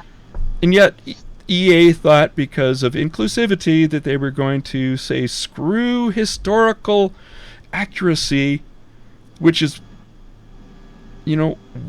a big part of why people play Battlefield. Yeah. Wow. Seriously? What the hell were we thinking? It's just in a handbasket. If the game purports to be a fantasy, do you want? But if it's supposed to be based on history, people take that seriously as a learning tool. And what was it like to be in the trenches? Yeah, it ought to be reflected, warts and all. And it's if it's truly to be a learning material, not just a surface dwelling thing to escape from at the end of the day, because you can do both, right? Oh, it's so much fun. Killing online. Well, yeah, you can learn while you have your entertainment at the end of the day, or you can just play Tetris, right? Yeah, I don't want to be stuck on Tetris, right? I want to be Tetris is fucking awesome. No, I am not slagging Tetris in any way whatsoever. But not either. But I can play a game that I'm going to learn something. There's more to gaming than Tetris, right? Well, that's what I'm saying. I could play a game that I'm learning something from, and cultivating, I don't know, I guess tactile skills, and maybe even like improving my vision maybe in some cases and stuff like that, right? Well, there's been studies that have shown that gamers do extremely well with surgery. So they're actually good Okay. surgeons. They're better. Interesting. And they catch on to things much more quickly than non-gamers. So there you go. Yeah. I wonder if there was a group that had the game Operation, the tweeters. Oh God, yeah, I remember that. That's so funny. Yeah. I wonder how they fared, but yeah, I don't know. Yeah. I told you the story about what is it called, the thing you look through, and it's supposed to. What is it called now? What? No, it was red. I'm sure it's still out there. And you kind of put these like picture slidey like things into it. What the hell was it called now? You mean one of those 3D things that? Yes. Oh yeah. Yeah, I know what you're talking about. Yeah. With the discs. Yep. Yeah. Okay. Yeah. I was well into my I don't know, a very long time ago. There was a show about classic toys and that kind of thing, right?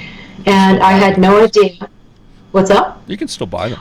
But I was always like, like my friends had these things, and I was just like, oh, that's cool. It's a shot of scenery. Because I don't have depth perception. I had no idea that this toy was invoking depth perception. Really? You have no depth perception? Yeah, because I'm legally blind in one eye, right? So, okay. Yeah, I can't see depth. I mean, it's got perspective. So this is an ableist toy. It is an ableist toy. Like, oh, that's cool. My friends really enjoy this picture and it's lovely and all, but yeah, I can look at a postcard and it's the fucking same thing, right? The world must conform to the way that you think it should. Christine thinks, yeah. So when I was like well into, I don't know how many years, 20s, 30s, when I learned this, I'm like, holy shit. No wonder my friends were so fascinated by this. You were bumping into walls? I just thought they were a bunch. Oh, I noticed that. Okay, that's good. That's good. So you at least have some sensory. Flew in, why? But yeah. Yeah. I'm a bit of a. Okay, I'm gonna do a bumper. Can we do a 3-minute break again? You want to do a 3-minute break? I do. I could hum a tune if you want. Yeah, okay, but be quick. I got to go to bed early. I got to go to Edmonton in the morning, and then we got to get up like at 5:30. So. Okay, I'll try and be 2 minutes. Okay. Hang on. Sure. Where's the? Hey. Oh, there they are.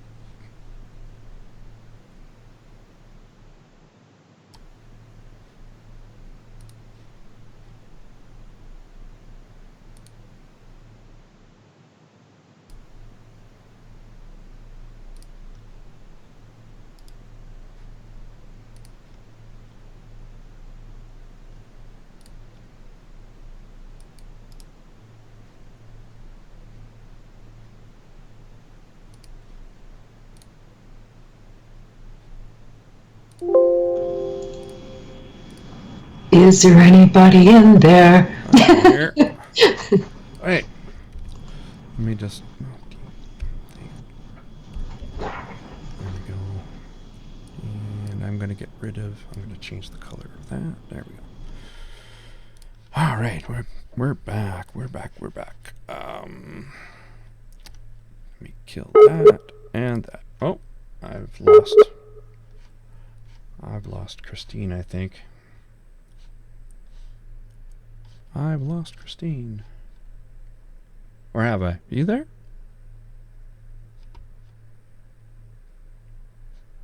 There we go. No, she wasn't. There is a poor network connection, it says.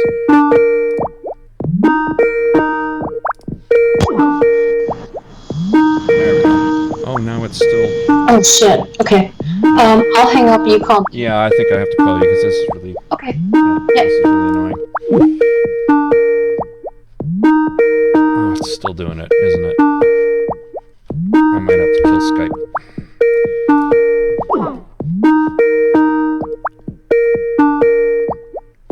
Yeah, no, nothing annoying in this at all. Okay. Because it goes not just Skype, but goes to my Hotmail, and like, thanks a lot. I get 2 places. Twofer. What's a twofer? There we go. Hi. I don't know why I disappeared, but suddenly we dropped off. Yeah. My apologies. There we go. Yeah. All right. Coming into the final stretch. Oh, I haven't done it yet. There we go. The Legion of Reason Catholic Watch.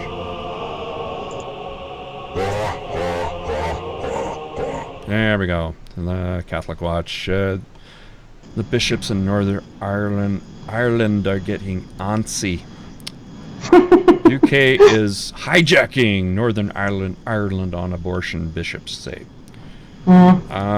Bishops of Northern Ireland noted their alarm Wednesday at the British Parliament's passage of a bill that will legalize abortion and same-sex marriage. Oh, shocking. Yeah.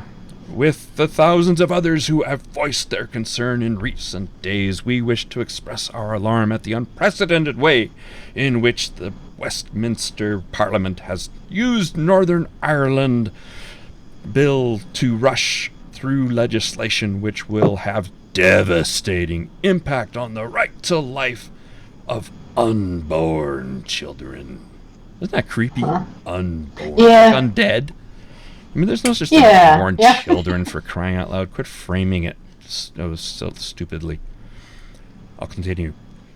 The equal right to life and love of a mother and her unborn child is so fundamental to the common good of every society that citizens deserve the fullest participation in the democratic debate about the legislation which governs it. This also applies to decisions regarding the nature of marriage. Oh, fuck off and mind your own fucking business. Jesus Christ. Rights do you want an abortion? Don't fucking have one. Yeah, and if you don't want you blah blah blah, get marriage, married. Don't marry somebody of the same sex. I mean, just mind your own business and fuck off.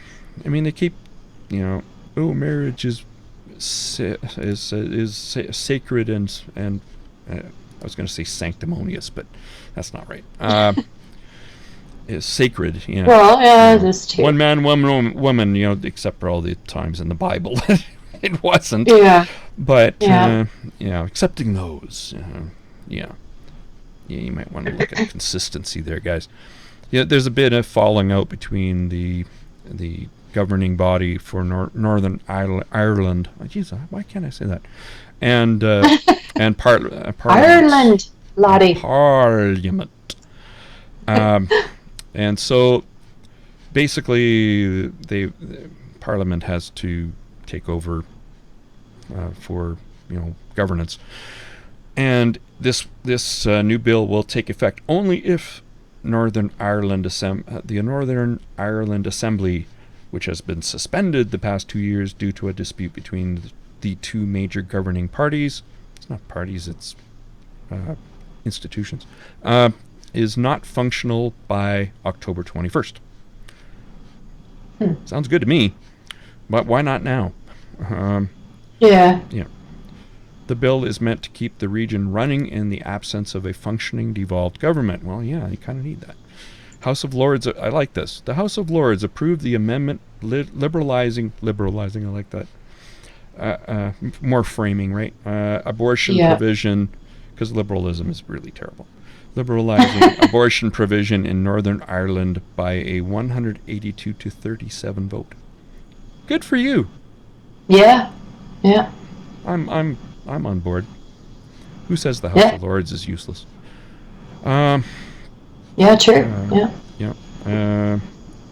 I think it actually has more clout than our Senate, which is the House of Lords is modeled on.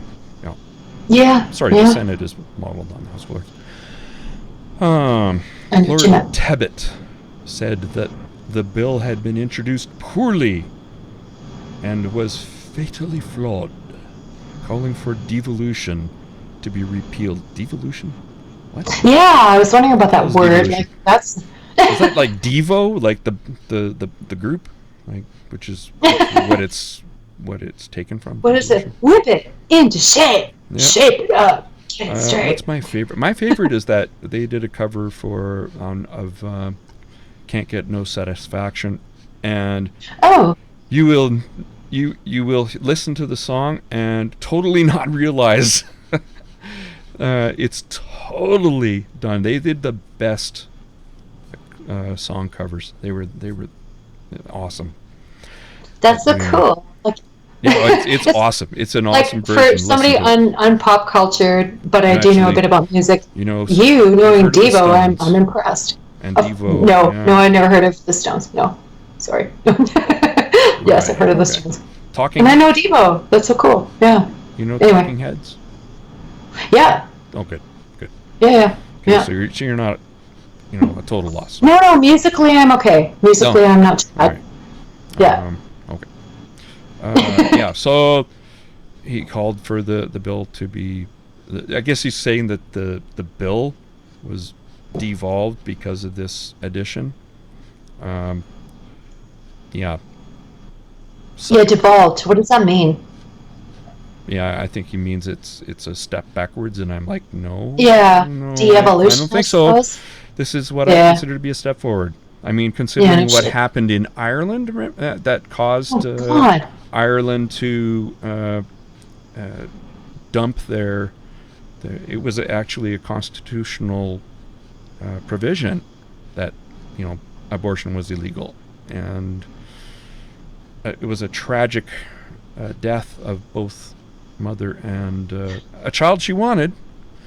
Yeah, and that was completely her husband did as well. Yeah, I remember us covering this story, and oh my God, she begged for an abortion. She's like, "I'm Hindu, I don't buy into your religious bullshit. Please let me survive and live." She was in trouble. She knew. Yeah, she had a medical background herself, if I'm not mistaken. So this man lost not only his, oh my God, I can't imagine the grief. Yeah. That poor, ugh. So unnecessarily. I got to look for the name because I have to keep looking it up every time. And it should be remembered. It's just not a name that is easy to pronounce. Oh, God. Oh, I love this in my tweet. Somebody was saying, God in history says, "It offends me and many other Christians when anyone uses the name of God and Jesus in vain or as a swear word. Don't do it, otherwise it will go bad for you." Is that a threat? I think that's a threat. But anyway, it was like... I like to say fuck you, but that's not really blasphemy. No. That's more vulgarity. Your offense is of absolutely no interest to me, since belief in gods is already an offense to human dignity. Jesus Christ, get over yourself. That was my response. Jesus fucking H Christ. To at least accommodate those of us who aren't so good at blaspheming. Popsicle stick, Savita Halappanavar. It's a difficult name to remember, but I should make more of an effort. Same. Yeah, and let's go back to the hijacking. He stated, by ramming abortion on demand down our throat. Nobody's ramming anything down your throat, you son of a bitch. There's no such thing as abortion on demand. Yeah. You know?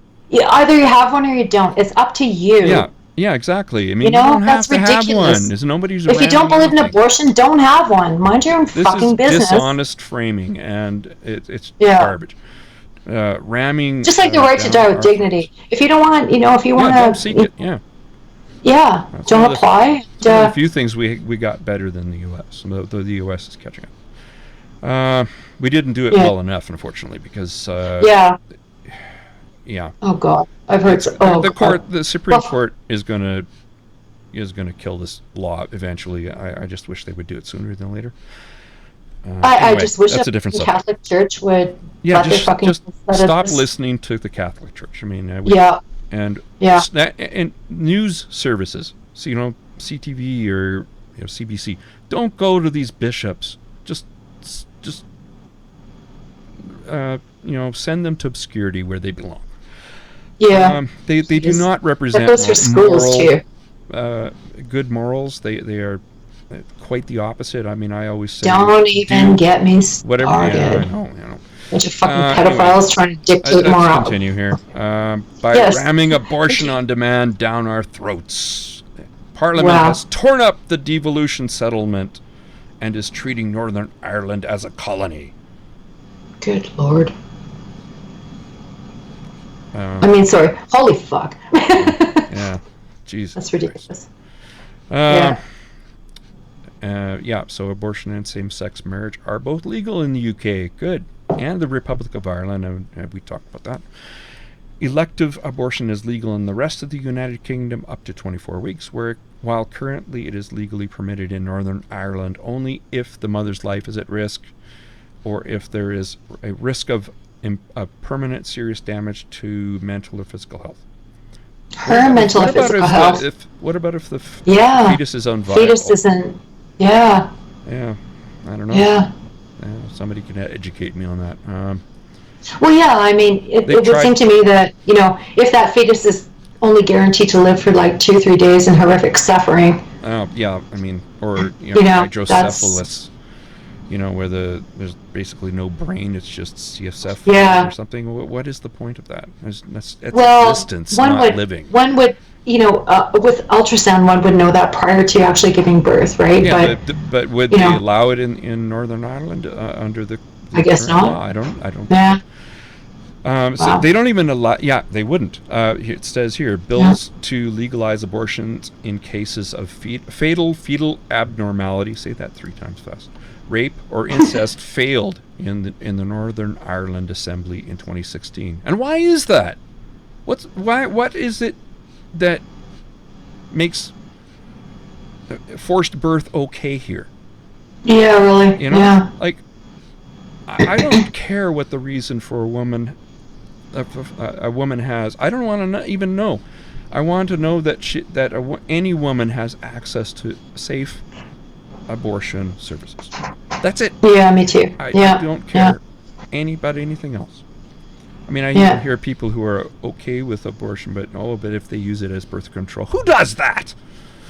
Exactly. Really. Yeah. And it doesn't matter. I do. I guess my line is, to what extent does that fetus suffer? And I do know that there's, ethics. Our physicians here have ethical, guidelines, they and if they're past a certain, they won't.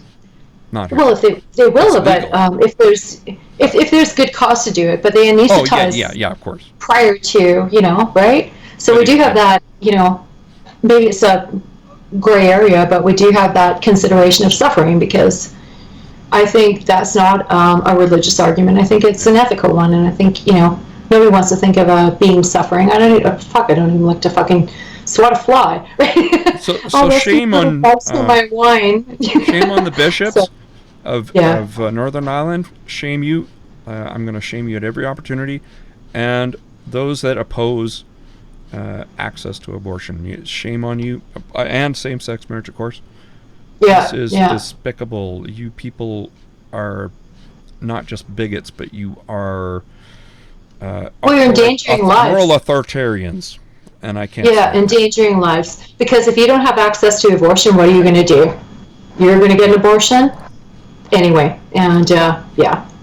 Let's regulate this stuff and make it safe and all that. Here's a good laugh. Colombian bishop uses holy water to drive out the devil. There. I'm sorry. I was taken by the spirit of the devil. Are you speaking in tongues, Randy? Beast, kill, whatever. You know. Did I do a good job? Did I emulate speaking in tongues? Yeah, speaking in unholy. You sounded more like I don't know, Black Sabbath being played backwards. Satan. Well, that's bad.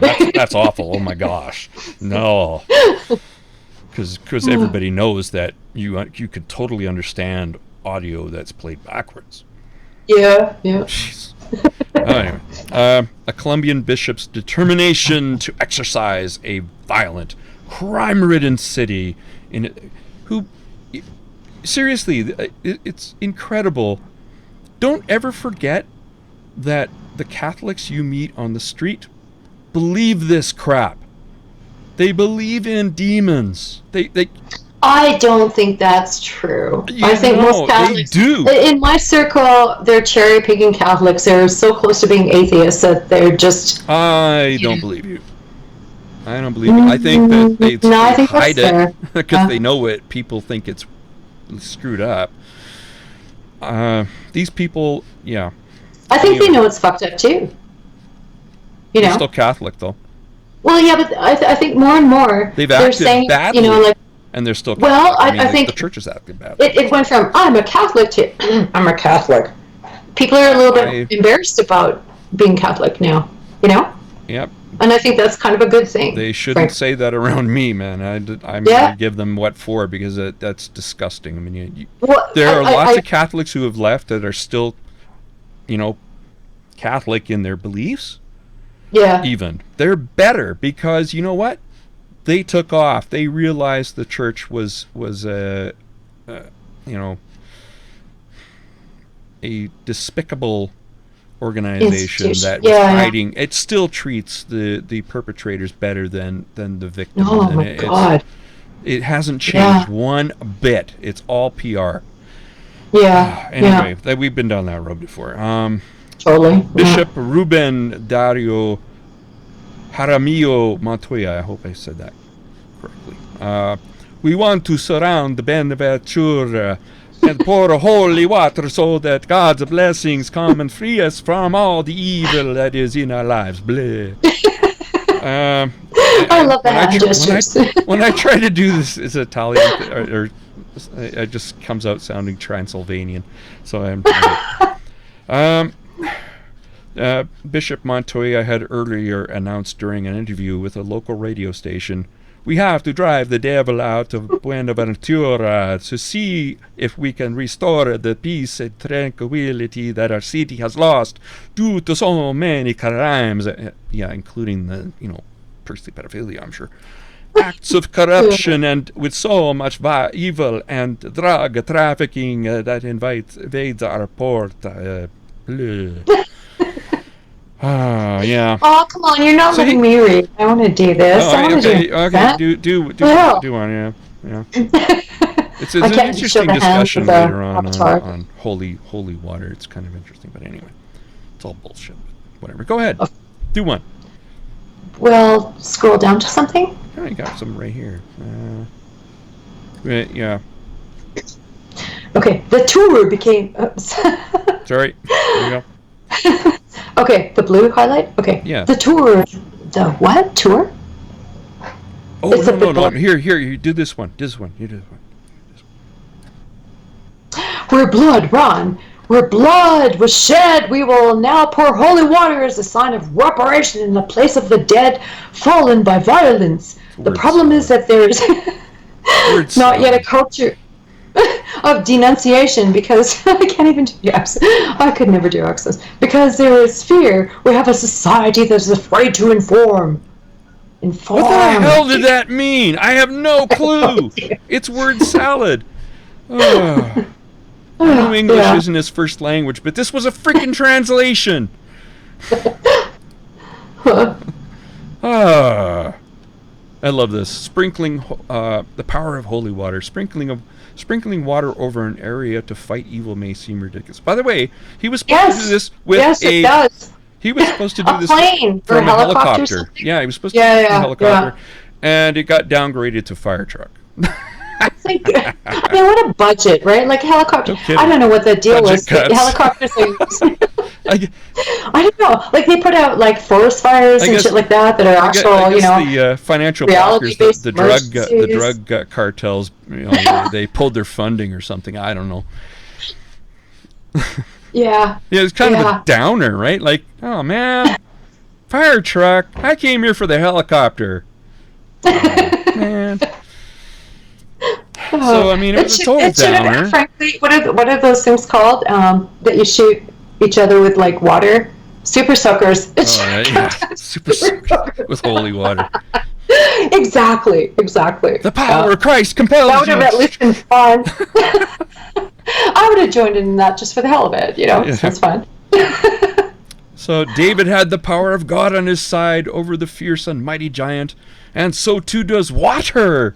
Blessed and made holy, have the power of God within it. Really? It has the power of making you wet.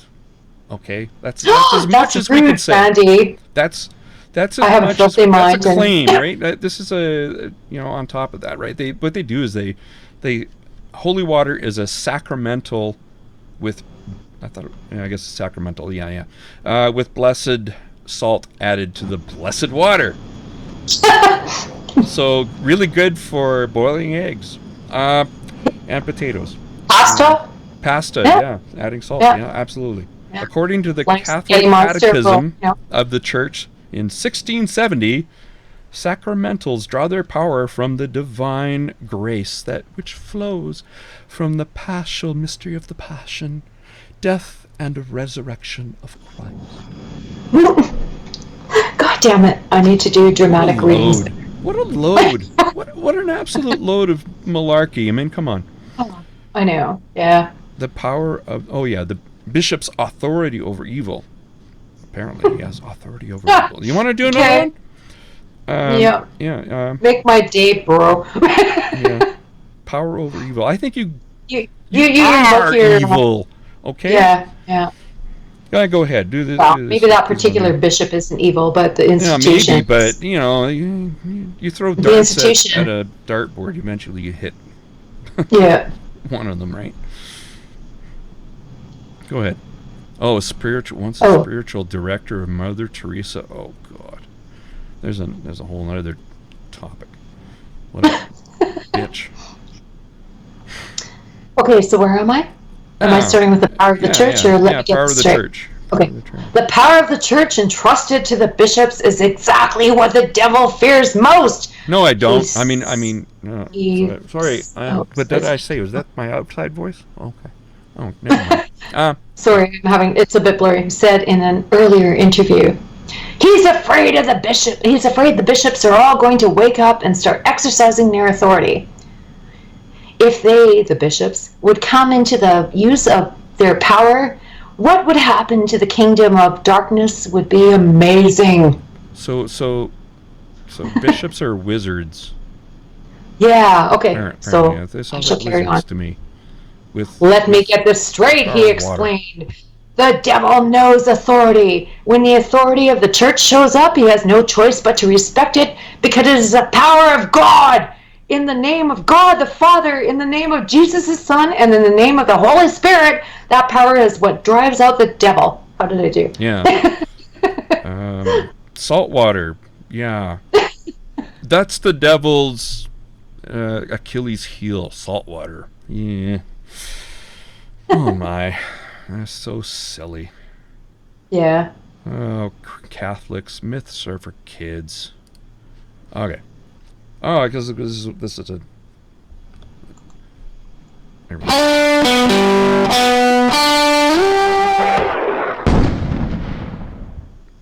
Here's another laugh. Texas town drops measure to be sanctuary city for unborn. How about we have a sanctuary city for the undead? Let's be equal opportunity here. Let's get a sanctuary city for the undead, please. Mineral wells. No, the unalive. Yeah. Or yeah. Yeah. Don't be discriminatory. Yeah. All unlives matter. Oh God. Oh, send your hate mail too.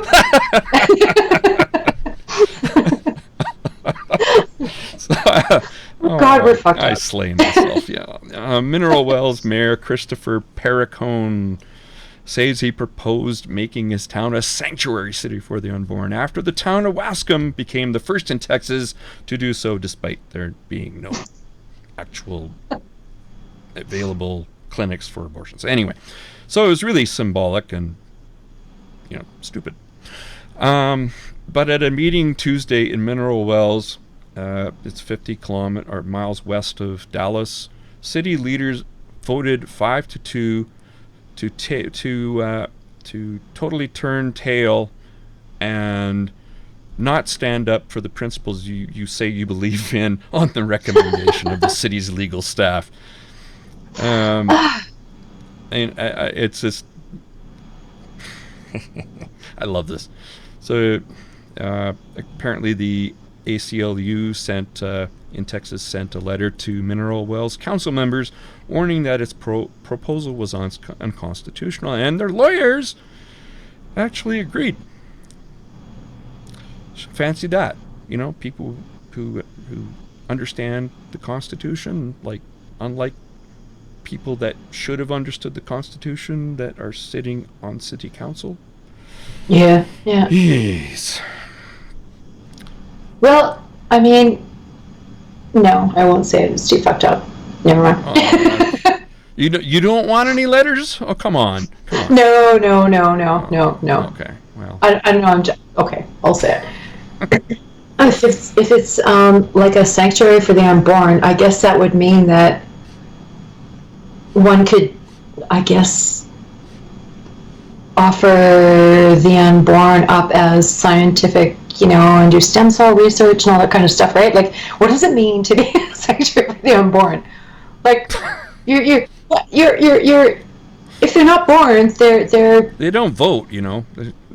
Well, there's that too, but I don't get it. You kind of have to be born to vote, right? So yeah, and you're going to have to be born to be born, really. Yeah. So what does this mean? It's so bizarre. I mean, I'm trying to create a business case here.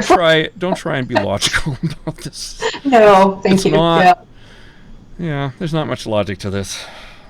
Yeah, I remember, I don't know, maybe 15 years ago or something, like when I was involved in a certain project and I suggested something, and my colleague looked at me with this judgmental look, and he's like, "Christine, you're making sense, and that's simply not permitted." Of course, being ridiculously ironic, but it's like, yeah, okay, I hear you. All right, we're on the very last stretch. We got 3 stories. Yeah. Here we go. The Legion of Reason presents Eye on Islam. All right.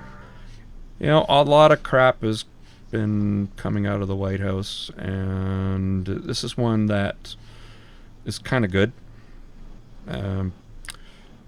Mike Pence calls on Saudi Arabia to release critic of Islam. I wonder why Trump wasn't the one who said this. Buddy, his, Interesting. Well, I guess because Pence represents him, basically, right? Well, yeah. If I'm going to be forgiving Trump from saying this, right? Sure. And I think it has to do with relations with the barbaric kingdom of Saudi Arabia. Yeah, okay. That makes sense. I that's what I would say would be. I mean, he didn't want to create some international incident kind of thing, so he let Mike take the fall on this one. So it's not just calling for Raif Badawi's release, but all that are all the detainees of religious dissidents in not just Saudi Arabia but Eritrea, Mauritania, Pakistan. I'm sure there are other ones. Oh yeah. Oh yeah. That there are Bangladesh obviously being one.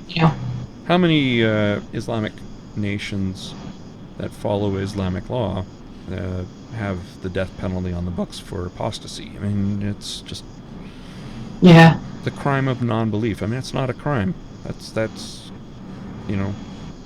like being a crime. I don't know. I think, next to issues like, the environment and that kind of thing, blasphemy laws internationally, if we did away with those, it would go a long way toward liberating so many people, right? Yeah. So many people. Yeah. And of course, Raif Badawi's wife, Ensaf Haidar, who lives in Quebec, she's pleased with this. Of course, absolutely, this is actually a good thing. Yeah. It would be better if it was released, but I'd like to see a little more action by Trudeau. I mean, it's been pretty quiet. Totally. Trudeau government. Because this has been years, and she's been, Yeah, how long? 7 years? 7? Is it? And in fact, we've wanted to have her on our podcast, but I think there's been a bit of a language barrier, and you've met her, I've met her. She only knows French or Arabic. Yeah. So unfortunately, we haven't, but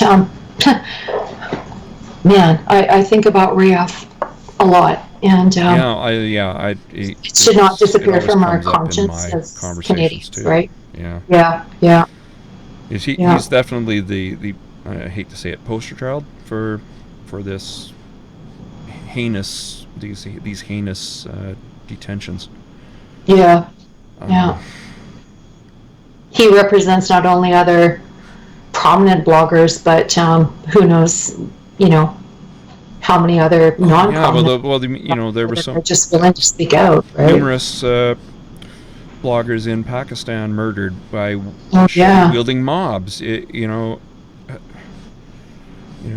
was. Here's other names we should just be able to rattle off our tongues too. Yeah, I know. I haven't thought of them in a while. It's been quiet out of Pakistan. I mean, the police did very little. It was external pressure that finally got the police to move on these murders, and they were hate crimes because this was an identifiable group, not a visible group, but an identifiable one that they were killed for, and then people have had to leave Pakistan for their own safety.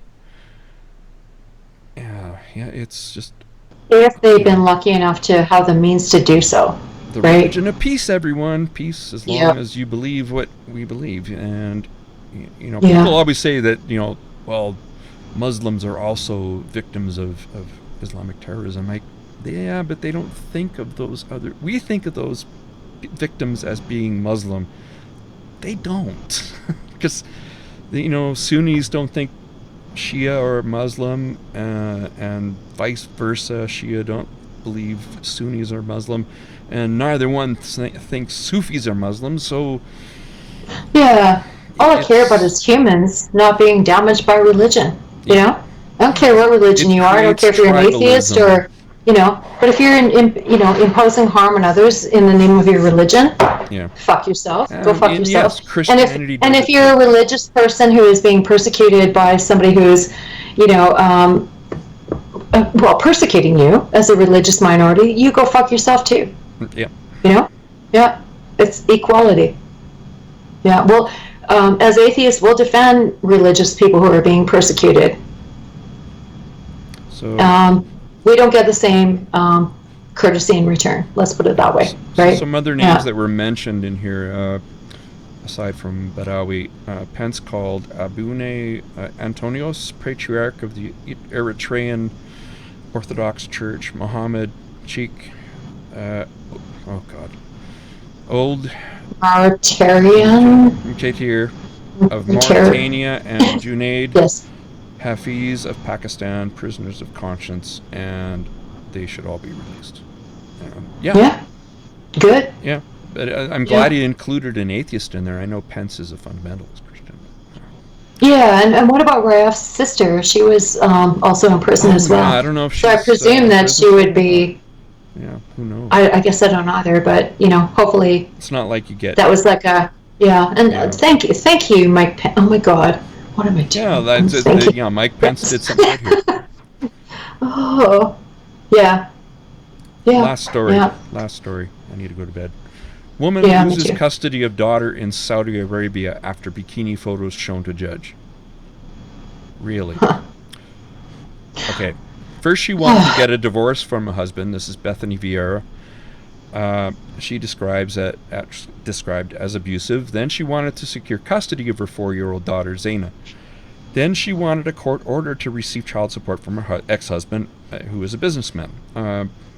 This is, of course, in Saudi Arabia. But as an American woman living in Saudi Arabia, Miss Vieira has navigated a punishing legal maze, especially for women, since she first asked her Saudi ex-husband for divorce in 2017, then opened custody proceedings in November. Though she succeeded with the divorce, her custody battle appeared to reach a dead end on Sunday, when a Saudi judge awarded custody of Zaina to her father's mother, who lives with... I had to think about that for a second. Who lives with him... great. He lives with his mom. or grandma. Great. I don't know that necessarily implies the same household, but... Yeah, I don't know. Despite video... It's neither here nor there. But despite video evidence... Miss Vieira, video evidence, I love this. Miss Vieira submitted to the court that she said showed her ex-husband doing drugs and verbally abusing her in front of their daughter. These are two things that even here is because her testimony is only one half of a man's. Yeah. Her testimony is worth only half. Yeah. Nice. That's Sharia for you. But pay interest on your credit card debt. Yeah. Great. No, who would lend credit? Who would actually give credit cards to anybody if you didn't get a return on that investment? No shit. What be the... You're an idiot. Anyway, no, we're not going there. I don't want to talk about Ted Cruz tonight either. No. Yeah. He's done shit I actually agree with lately, and that pisses me off so much. It's scary, right? God damn, I can't shit talk him. I have to fucking agree with him on... You can still shit talk him. It's just... I do. I can and I do, but... Anyway, we're not going to go there. Yeah, okay. Though she succeeded with... I read that. It's like 10,000 times worse here because so much is at risk for women when they go to court. Yeah, no kidding. I genuinely thought that there still be justice served here, and I kind of put everything in that. Women who were raped in Egypt thought that the system would help them, and they ended up in prison themselves. I mean, like... because they were accused of... Yeah. Yeah, I mean... She's American, or was she Canadian? Yeah. American or Canadian? She's American. American. She was just naive. There's a guy who occasionally comments on her posts.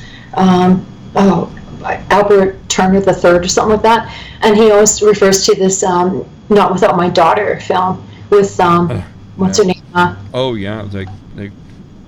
A long time ago, right? Yeah, Sally Fields. When they kidnap the child and go to a place where they won't extradite or. And so many people just go into these things so naively, and it's so sad because. That's a lot of the people that defend. Defending Muslims is different from defending Islam. It's.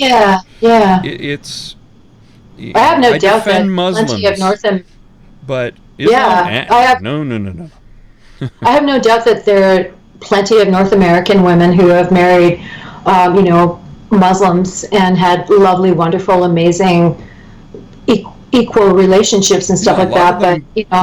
But come here to escape all that, right? Yeah, exactly. And look at something like My Stealthy Freedom campaign and that kind of thing, and how the husbands were, wearing headscarves to defend their wives and stuff like that. These are not, a patriarchal society Yeah. does not necessarily mean that the people who are in that society are also Not all of them patriarchal, anyway. But right? I'm Well, I'm willing to bet most. I would bet most too, but then there are men who, I mean, are concerned about their sisters and their aunts, and you know what I mean. Like there's a strong feminist movement there, and men are not to be ignored from that. Yeah, and they have to help there. There's no, this is not going to happen without the help of men. Yeah, Change and as you know, I probably I get contacted by people in those countries. Yes. And yeah, there's a strong element of men who are very concerned about their sisters, their mothers, their aunts, their daughters. So don't paint a society with a broad brush. There's always dissonance or dissenters and rebels. And there is a point to be made, though, that if you do want to see a patriarchal society, if you do want to see rape culture, these are pretty good countries to go to find them. Yeah. And despite there being, more and more voices in opposition and for calling for change. Yeah. It still is largely that way. I mean, you're not going to get any help from the law. The law is against women. Even though they've made changes, like whatever. Like for instance, under Sharia, or under Saudi law, I should say, mothers generally retain day-to-day custody of sons until they turn 9, and daughters until they turn 7, while fathers remain their legal guardians. The kingdom announced last year that Saudi mothers could keep custody of children after a divorce without having to file a lawsuit, as they had previously had to do, unless the father was contesting custody. But Saudi courts prioritize ensuring that children are raised in accordance with Islam.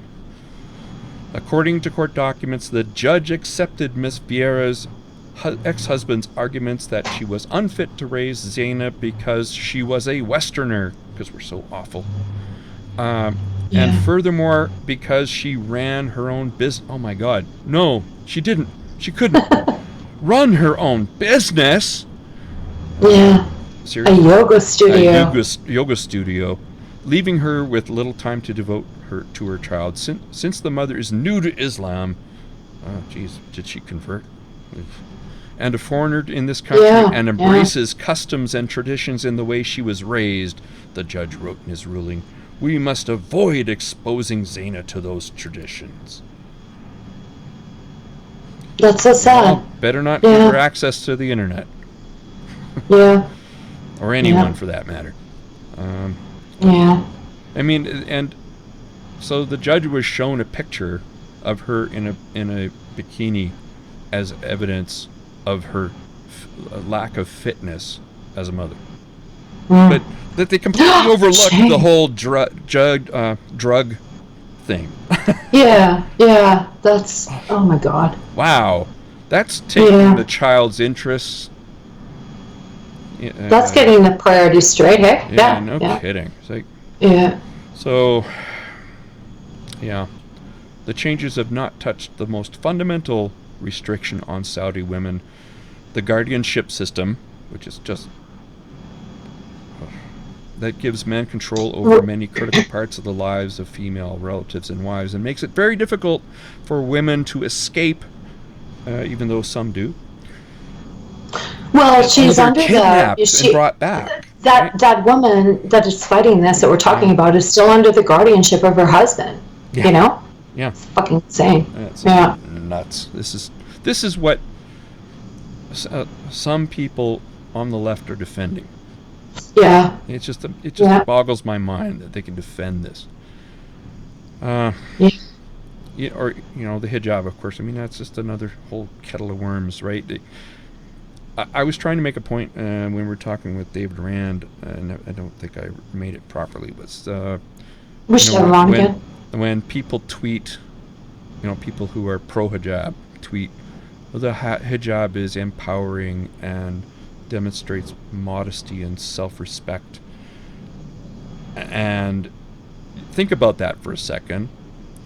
That means necessarily that this person must also believe that women that don't wear it are immodest, don't have any self-respect, and are unempowered. Yeah. Because otherwise, what's the point of the hijab? I mean, you can take it off anytime, right? No?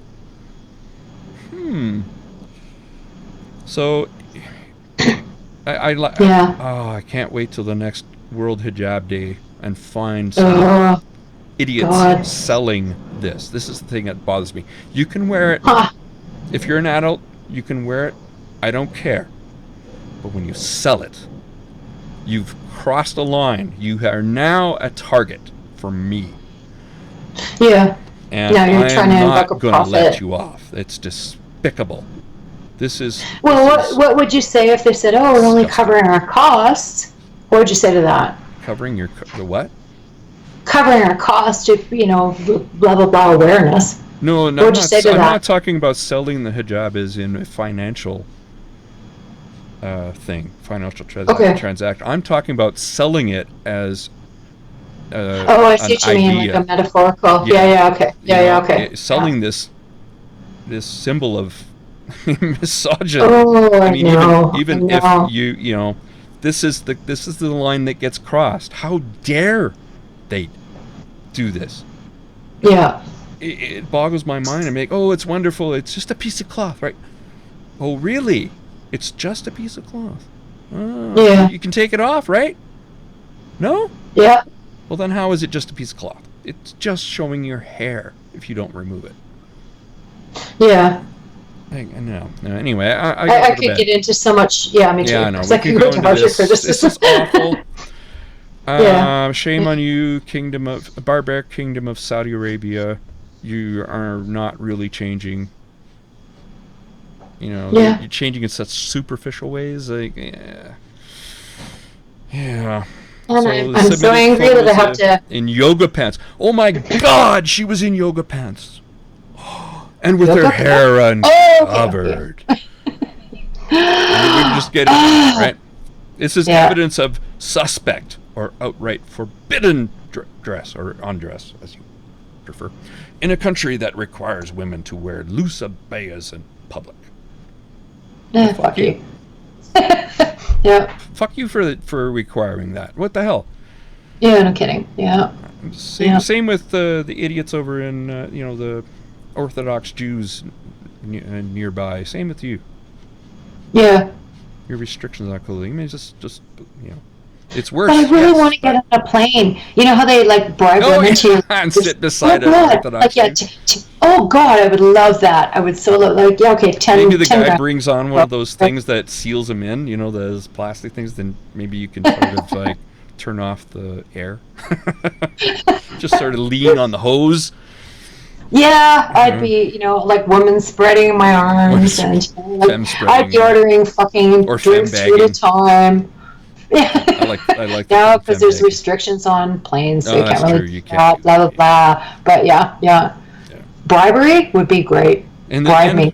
Here's the end of this. In the end, the judge found both parents unfit to raise Zaina, awarded custody instead to raise Vieira's former mother-in-law. But Miss Vieira did not find this comforting. No kidding. Shit. Really? She said her ex-husband's sister had testified that their mother had hit them and emotionally abused them as children because apparently Muslim mothers never hit the children. Mm. Really? Yeah, that's up to the fathers. Whatever. Yeah. That's a complicated one, I don't believe it's not like we've been always against, look at Dr. Spock and spanking kids. It's not like we have any higher moral ground with, that kind of thing. So, but yeah. Well, Dr. Spock the severity of the punishment, views, right? His views change as the evidence came in, right? Yeah, and he didn't advocate for locking up a child, depriving them of food, how to raise up. What was that book? How to raise up a. Oh yeah. How to train up a child. Train up a child, yeah. Yeah. Train children. They're not like Russian bears, Yeah. Which is bad too, right? But No kidding. I Yeah. read a horrible book, and I'm glad Amazon took it off. That was promoting child abuse. Totally. You know? Yeah. Yeah. Anyway, I'm done. I gotta go. I gotta get some sleep. Okay, I gotta have get up to in too. 5 hours. So, okay. So, Good night. Thank you. Yeah. Good night. Goodbye, everybody. Bye, Do the outro? everybody. Doing the outro. Yeah. There we go.